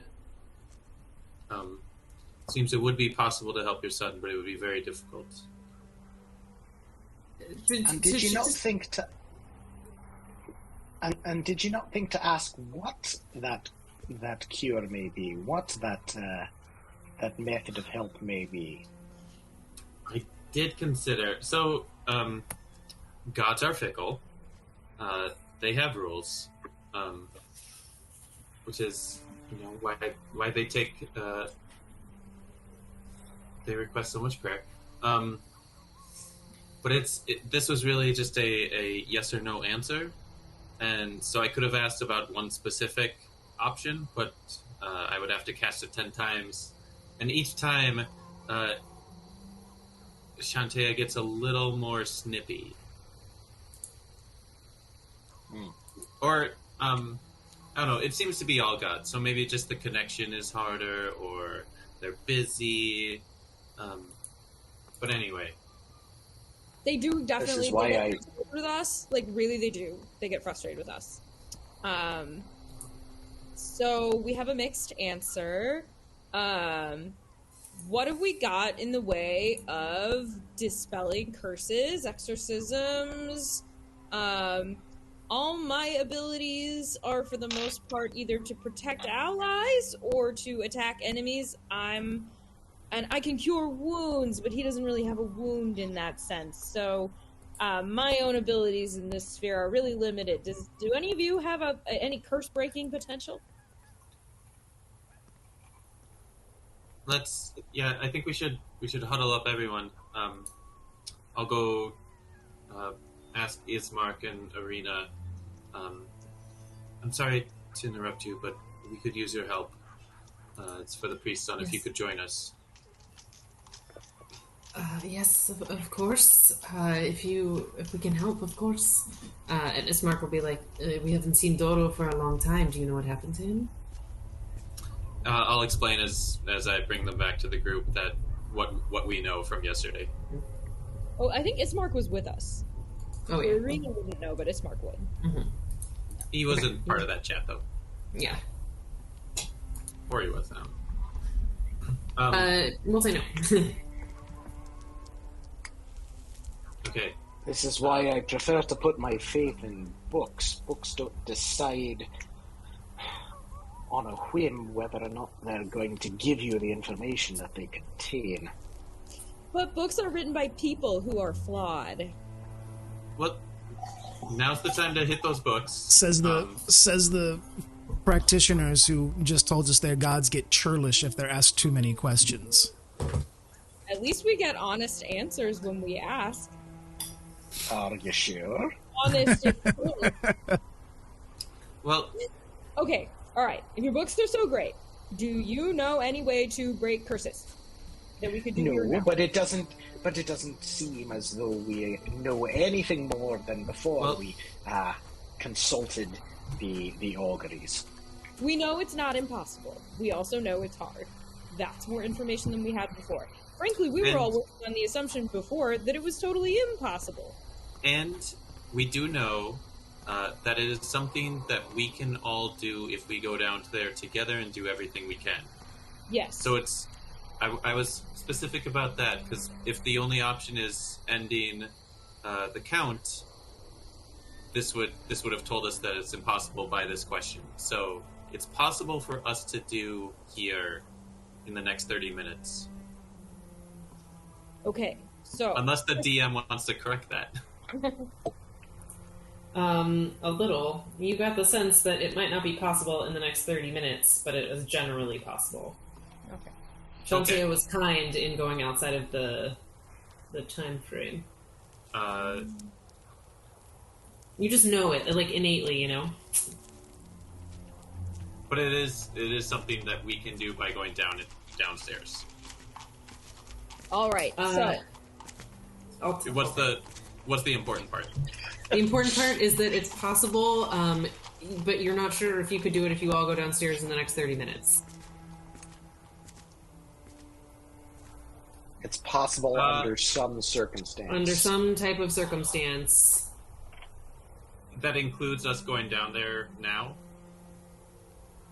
That So it that's would be possible. the wording of the spell is you receive an omen about a plan, an action you plan to take in the next 30 minutes. And Courage tried to word it in a way of, is it something that us going down there, doing everything at our disposal, could do? And with the specific idea that if it's impossible, that doesn't mean it's impossible, it just means it can't be done in that way. Yeah. Why? And forgive me for being pragmatic, but Father Donovich has stated he doesn't want us to do anything that might hurt his son. We don't have clear answers to it. There are other problems in this town that we ignored. Why are we so heavily focused on this one? When we find ourselves trapped in a land ruled by a vampire that can walk in the daylight, I think we have enough problems of our own, don't we? Because if this gets out and starts attacking the town, then eventually it could come back to haunt us, first of all. Second, we didn't say we were going to ignore any problems. We just had a list of priorities and things kept getting bumped down them. I was going to check in on Crazy Lady Mary while we were walking back, but, you know, we had a funeral to deal with and all this stuff, and also my worst enemy appeared out of the mist and the fog, and anyway. I'm less worried about him. If Father Donovich has had him locked in the Undercroft for a year, I'm less worried about him breaking out and causing trouble than I am the vampire who just tried to kiss your hand and dominate you in front of all of us in this graveyard. Well, did he succeed? No. Give me a little This credit. time, I'd rather be worried about the devil that's actually loose than the one that's tied up in the basement. Well, if the one that's tied up in the basement gets out, then there's 2 devils. 2 is worse than 1. Is our plan to stay in this town? No. Lucian, we're doing this because it was a promise we made to Priest Donovich last night as part of an agreement to get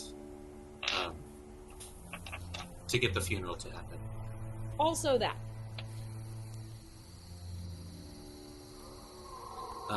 But in consulting this yes and no from Shantea, it doesn't seem like something that we cannot restore Joro at this moment by going down there. Is what the whispers of Shantea have told me. All right. I want to put a vote. Oh, sure. But just to lay it out, so Priest Donovich, I'm so sorry. There's nothing we can do in this moment to restore your son. The good news is there is something that can be done. We don't know what it is. We won't be able to figure it out now. Thank you. And he, like, pulls you in for a big hug, and he's like, I mean, he's ugly crying on your shoulder, like, a little snotty. Oh, boy. You're welcome. My son, thank you. In the meantime, I would suggest soundproofing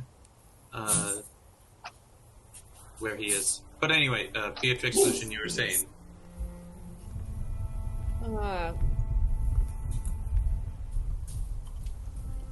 I just don't see any good coming from leaving him in the basement like that. I don't see how long Father here, who's clearly having trouble, will be able to resist his son's pleas or contain him to the basement. And it seems to me that we could save innocent lives by putting an end to this now. That's all I'll say. well, he stayed locked up in that basement for a year. I don't see any particular reason why his father's will should break today.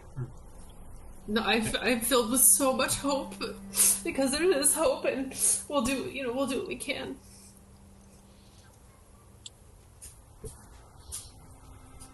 Okay, so Beatrix is going to turn to Father. And she's going to grab him by both hands, and she's going to look him in the eyes, and she's going to say, listen,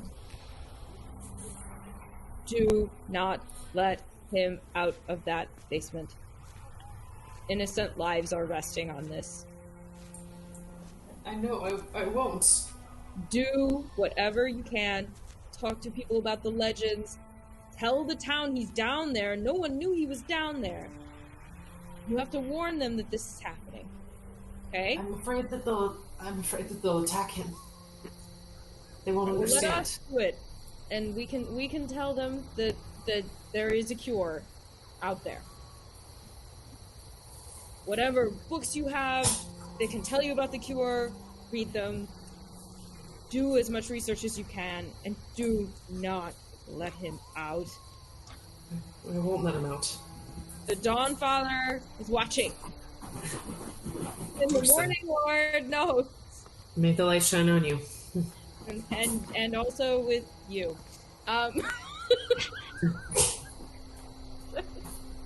Can Courage just try to consider if there's anything within what she knows about Shantea and Shantea's powers that comes to mind of might be helpful to lifting a curse like Duro's? Mm-hmm. Like, how do you want to go about doing that? However, I mean, I don't want to use religion. Yeah, I guess this would have to be some kind of intelligence.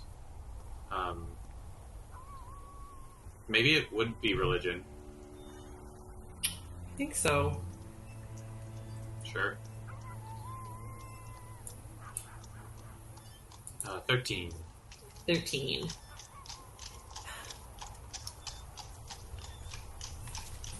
And so the question is, like, do you know of any Shantaeus, like, cleric magic that could help here? Yeah.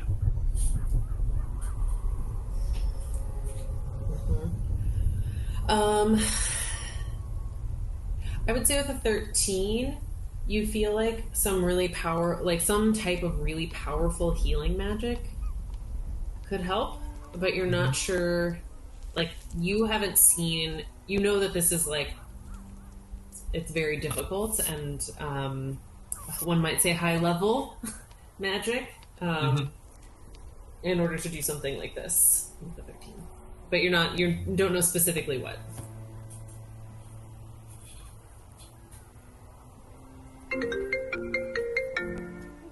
Shantae?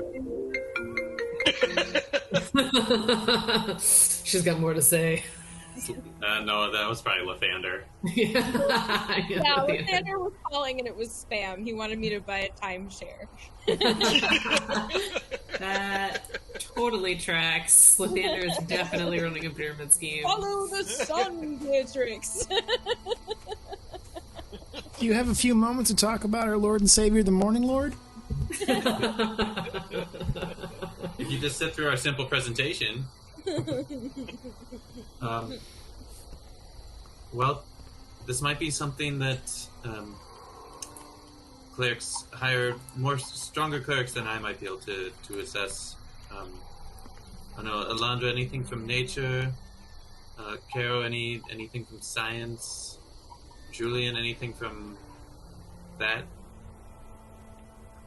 Lucian? Sorry, Lucian. Not that I'm aware of.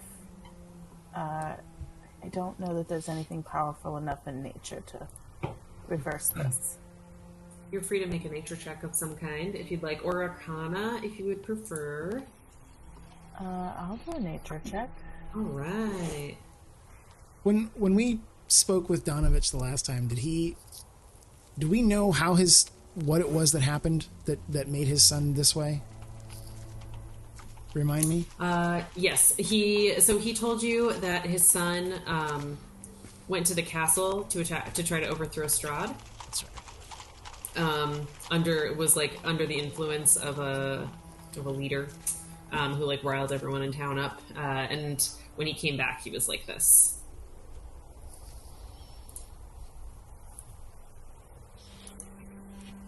And with an 18.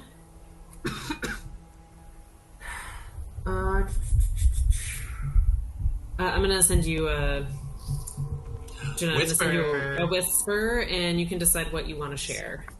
Okay. Where do I see that in here? It'll be in the chat. Okay. It'll just be that only you can see it, and if you want to whisper back to me, it's like /W, and then in parentheses my name. Okay. Let's see. Or you can right-click on me in the party and do whisper that way, which is how I've been doing it. Okay.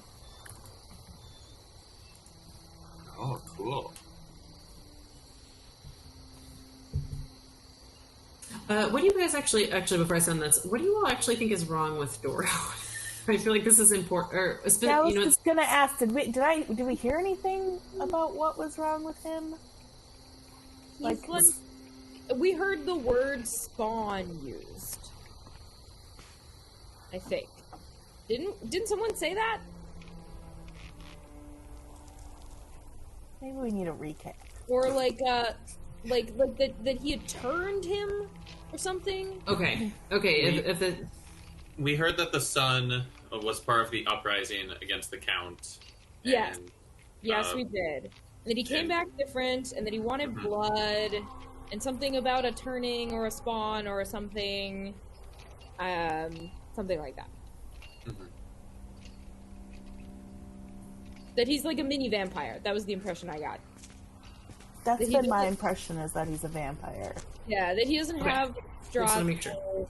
full powers, but that he he's some form of a vampire.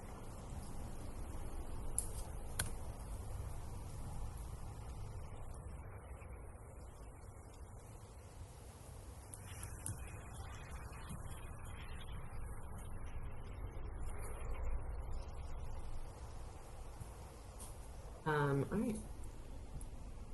Donovich is just like happy crying off to the side.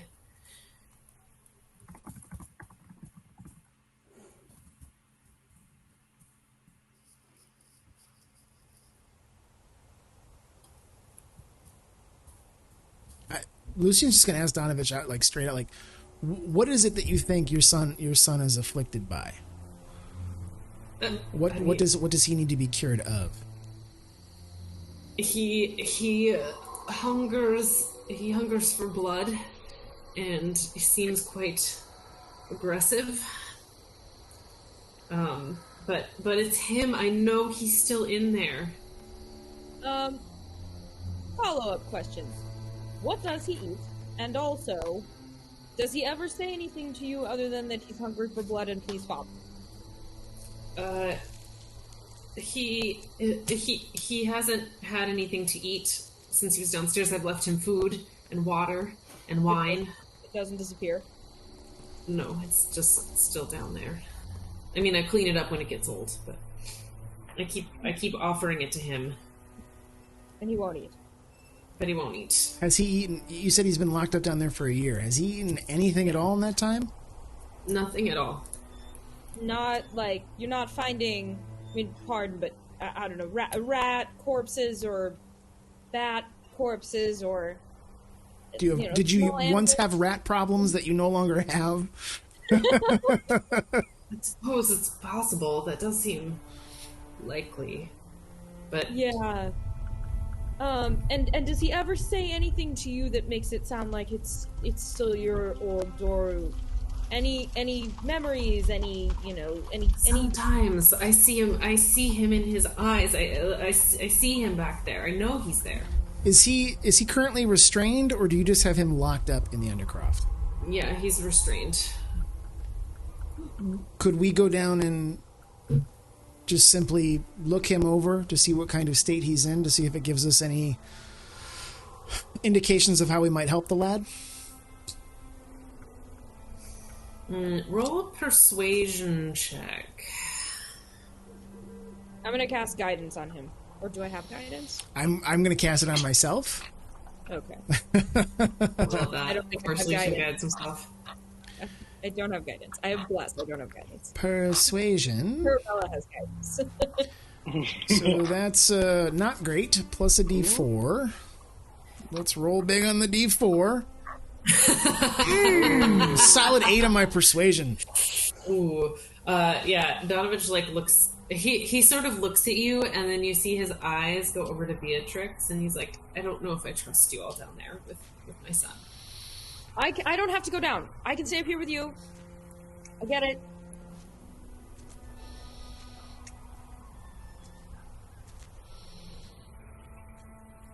Will you leave your weapons up here?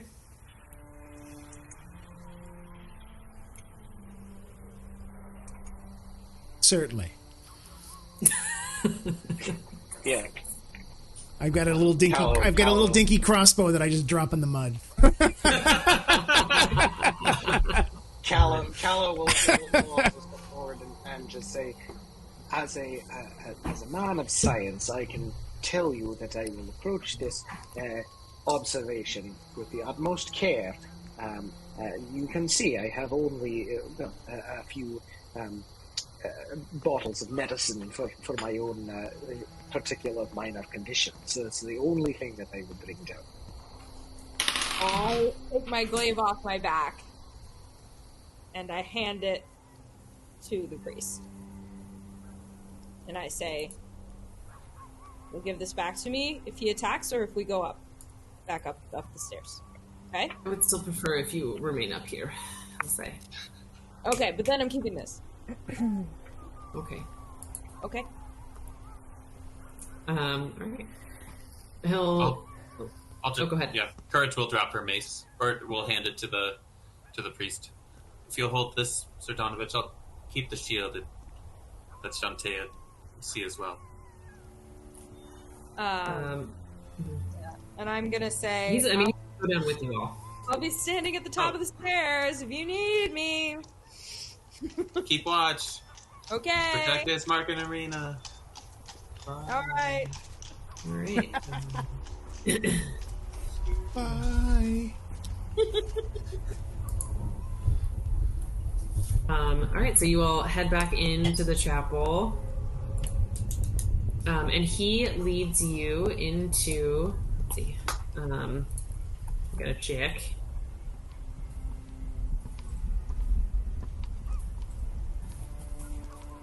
Sorry. Doing too many things. It's at the top. Okay, he takes you back down the hall to the first door that would be on the left from this side. And as your footsteps, like, when you first came into the chapel, you could hear the, like, please, Father, Father. But as your footsteps get, like, as you go into the room, the voice quiets. And Donovich pulls out a key from within his vestments and moves a rug on the floor where you see a heavy wooden trapdoor with a big chain and padlock. And he opens up the padlock with the key. He's like really trying to pull at the trapdoor. I don't know if anyone would like to help him. It Courage looks roll. Great. Roll a strength check for me. Oh, Courage will guide herself. Sure. You know what? You can just have him roll with advantage. Oh, that's fine. You're good. With the two of you, you pop it open, and you see a wooden staircase descending 15 feet down. Shantae is strong. Oh, crushed it. Not actually crushed it, but, you know. Courage will cast light on her shield and make to lead the way. All right. As you descend down the stairs, the plaster transitions to more rough-hewn walls, and the floor is made of damp clay and earth. You see these rotting wooden pillars straining under the weight of the wooden ceiling. It's just like very damp. You can see some candlelight from the chapel slipping through the cracks in the ceiling, and you see a gaunt shape in the far corner.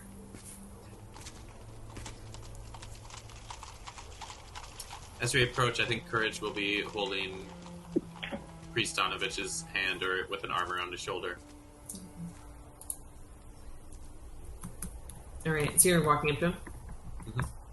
Okay. Callow will sort of make his way between everybody's legs and sort of up to the front of this group and kind of approach first to this figure.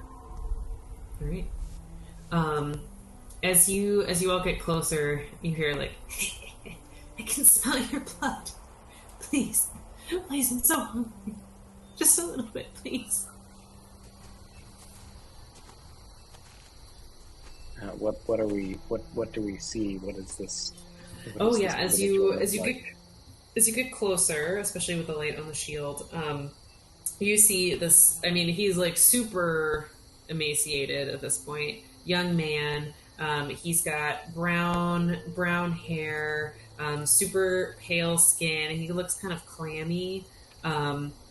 You can see his well-defined muscles, even though he's like very basically skin and bones, and is huddled in the corner wearing what was once what you assume was like a poor quality shirt and pants, but he's been wearing it for a year. So, and his wrists are manacled to the wall.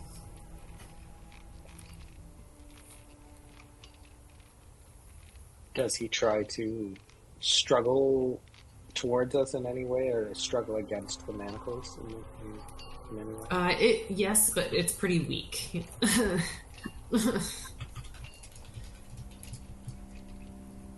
We'll call it a half-assed effort. And can I see from, like a decent distance away, a good 8 or 9 feet away, can I see any sort of distinguishing wounds, marks, anything like, anything up with his eyes, anything up with his mouth, anything beyond, anything, any physical, obvious signs of physical physical ailments or disease beyond just the emaciated. Mm-hmm. Go ahead and make a perception check.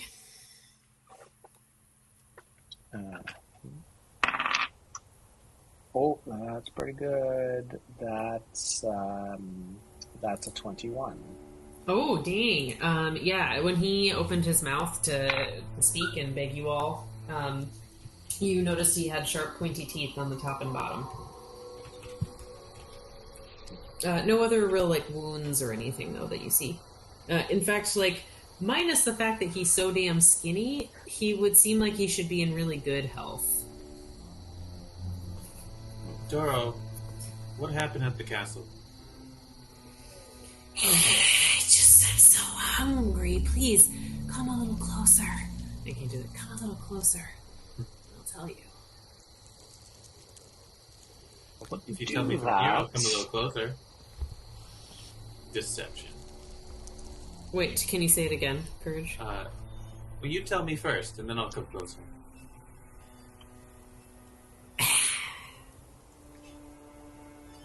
He doesn't do anything. Ah, damn it. Just sneers at you. Courage feels bad for lying.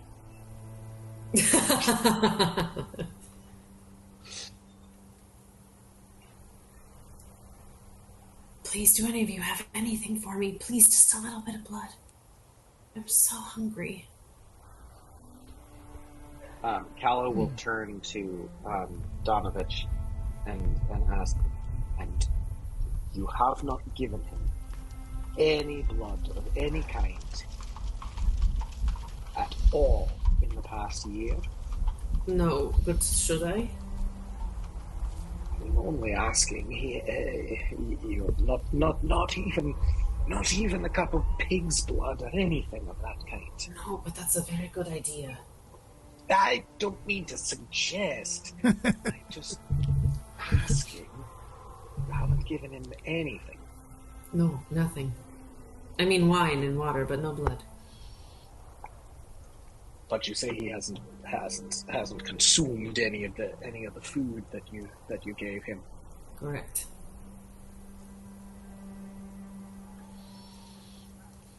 Well, as far as I'm concerned, this seems to validate our suspicions about what sort of affliction your son may be suffering from.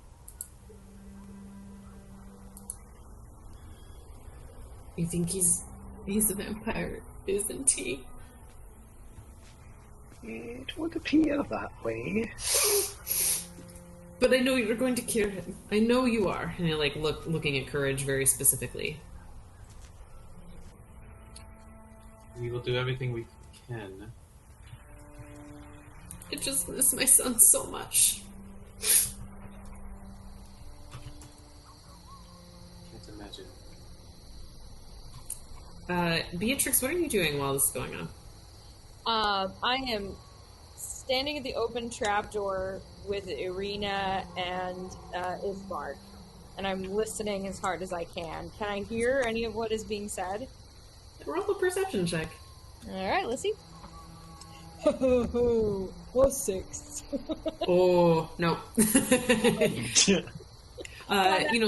you guys hear any of Irina and Ismark are both still kind of crying and sniffing, and this church is old, but the walls are thick.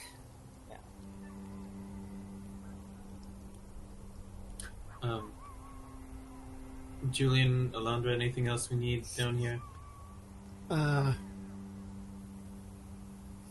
Lucian, oh my gosh, why am I calling you Julian? Have you been reading my book at night, Tom? That's character name, Julian. It's like Jaime Lucian combo. Totally. Is there a Julian in your book? In the book I'm reading, yeah.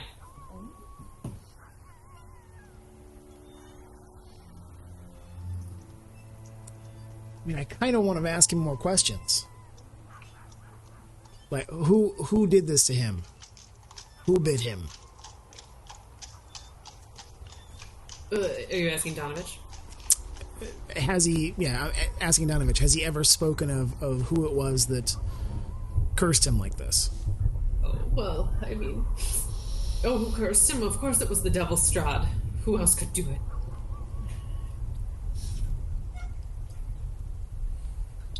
Does Doru do anything? Is there anything in his face or body, or does he say anything or make any sort of noise when his father says the name Strahd? No, he doesn't react. He's like mostly watching you guys. Like his eyes are like following who's speaking. He looks hungry in multiple ways. Like if you really look into his eyes, he looks hungry, but he's also listening. But he doesn't respond to the name. Right, does not respond to the name.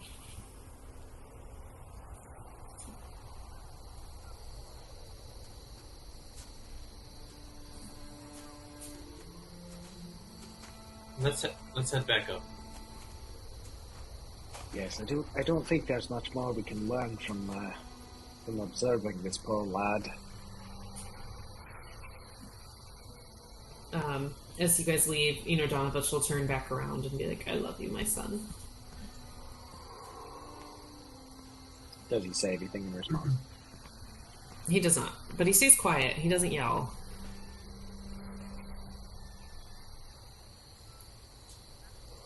So you head back up the stairs. And Donovich goes ahead and puts the trapdoor back down and locks the padlock and puts the rug back over it.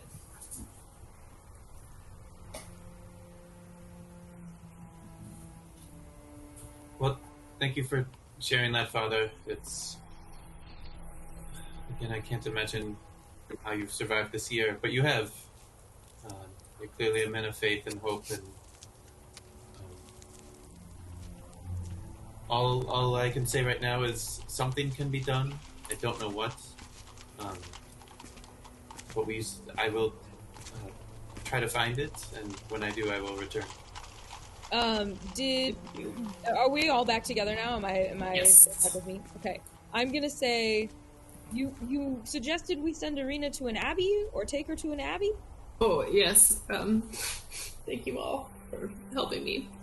Yes, I suggested the Abbey of Saint Markovia. It is as far from here as you can get. It's in Prezek, in the far west of the country. And this is a seat of people who oppose the Devil Strahd. Well, I think most people do, but, well, not everyone. He has spies everywhere, but... Vallaki also is a good option. Do you but think it's closer. There's any place in Vallaki or at the Abbey that might have answers to your son's problem? People who might know books we might study. Yes, that's so smart. The Abbey is full of wonderful priests, a place of protection and healing in a convent. I'm sure they will take her in and have answers to Doru and his affliction. Okay. All right, we will ask. Remember, stay strong. The Morning Lord requires it of us. May he bless us, bathe us in light. Yeah, that.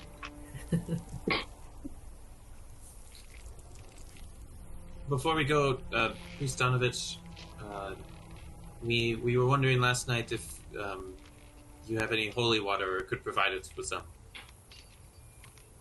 Oh, you know what? I meant to check this before we started.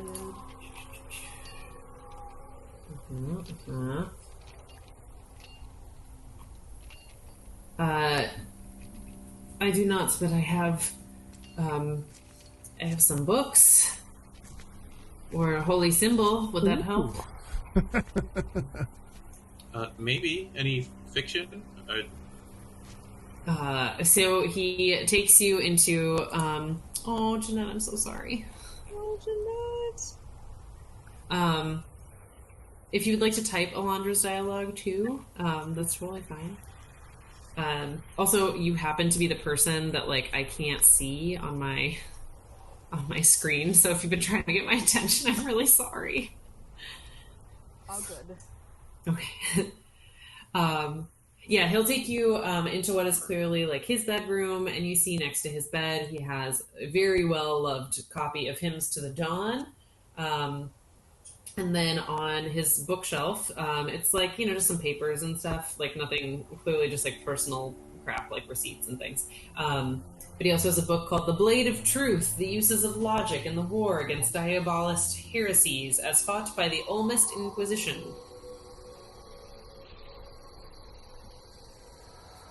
I'll put that in the chat because it's long. This was on a desk that Is in his on his personal bookshelf in his room. what shelf on the bookshelf? It's. I was thinking it was like second from the top. I don't see it.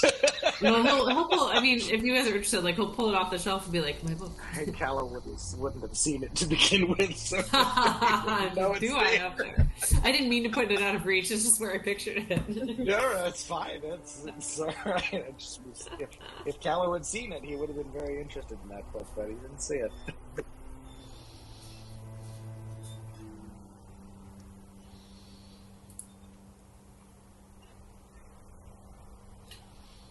But yeah, no holy water.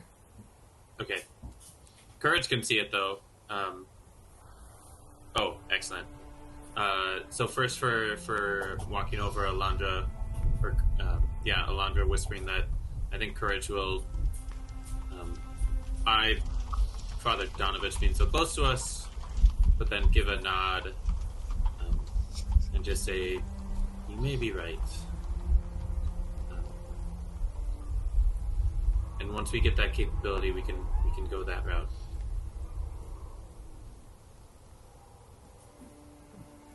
And then coming in, Courage will enviously eye the Hymns of the Dawn Father. Like, all the secrets. Do you want to pick? I mean, you're welcome to try to pick it up off his table. Father, it seems you enjoy this book of Hymns of the Dawn, Father? Oh yes, very much. Would you like to take it? I would guess that you might need it more than I would at this moment. It does bring me great comfort. And this, what is this? The Blade of Truth? Does this... It looks kind of dense. It is dense. It was in the church when I moved in. Oh. We'll pull it off the shelf. Well, if you don't mind, I like a good story, and I didn't actually bring anything because I didn't realize what kind of trip this was. Oh yes, of course you can take it.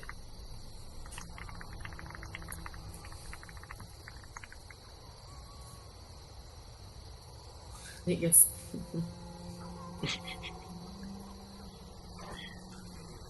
Well, thank you. I wish I had something for you.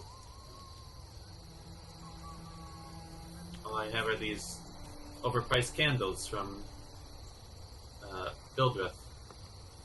Oh, you bought things from Bildreth? Yeah, we weren't sure what we would need last night. Is there anyone else we should buy things from instead? Not in town. Bildreth overcharges for everything. We noticed. Yeah, I don't know how you couldn't. Have to be blind. Can you tell us anything about one of your parishioners? Maybe. A woman named Mary, sometimes Oh. called Mad. We heard screaming from her house. Oh, I don't know why she's screaming. I haven't been outside very much lately. No, Mary is a little bit weird, but She and her daughter Gertruda live in town and come to church, or did come to church regularly until everyone stopped coming because of the screaming, which I cannot blame them. Okay. Well, that was our next thing we were gonna do, was check in on her. So we will do that. But just so you know, Mary's been screaming. Oh, that's not great. I'll see what I can do. Right. And, Father, just make sure you're taking care of yourself. And it's tough to be a priest without a parish. Maybe, it seems like there's nothing that can be done about your son right now, but perhaps make house calls? That is a wonderful suggestion. Clearly the Shantea you follow is very wise. She's okay. She's no Lathander. The Morning Lord is the greatest of the deities, as we know. Yup. That. And also with you.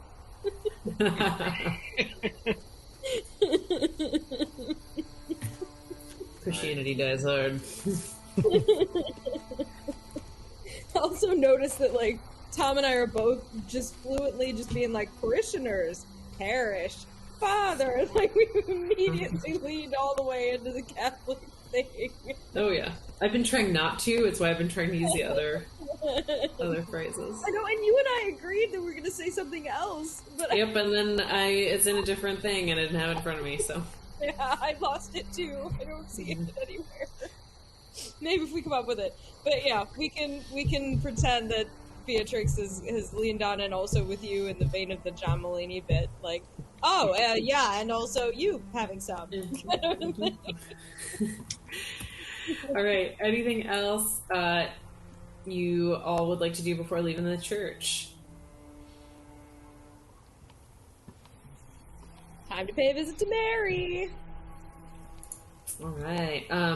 Arena and Ismark tell you probably sometime before this, you guys were like getting the books out of the room, that they're gonna head home and we'll meet you there. I'm good. Okay. Will you be safe? Oh yes, of course. I will protect Arena with my life. But are you leaving? Are you planning to leave for Vallaki today? Let's check Or are in you on going- Mary and then meet up back at your place and talk. That's a good question. It seems like the sooner we leave, the better, but I cannot in good conscience leave without seeing what we can do for this poor woman. Of course. I understand, and I feel like a terrible burgomaster that I haven't checked in on her yet. Been so busy with Arena and my father. Alright. So you all head out the door, down the street.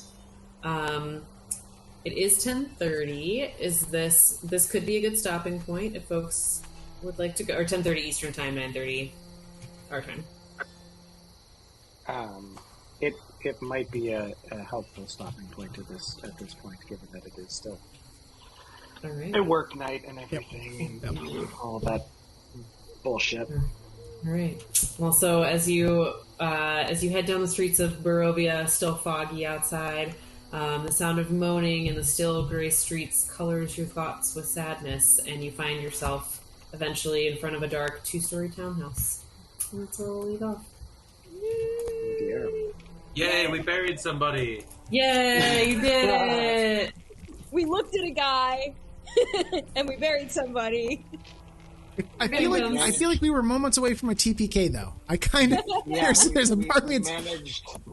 Managed to not get killed by Strahd. Well done. Moments away from TPK. I mean, you don't know what kind of TPK do. So many things. I feel like a more sadistic DM may have taken those provocations. Yeah. Maybe. You don't fully know what Strahd's got going, at least. Yeah, are you saying Emily's not sadistic? You don't know. We might wake up tonight covered in a swarm of rats. You never know. Yeah, this is funny that I'm DMing a horror campaign. The irony. It really is. But then I can control a level of scariness and sadness. Because, God, Barovia is sad. Yeah. Wait, Barovia City or Barovia Country? Yes. And especially Barovia City.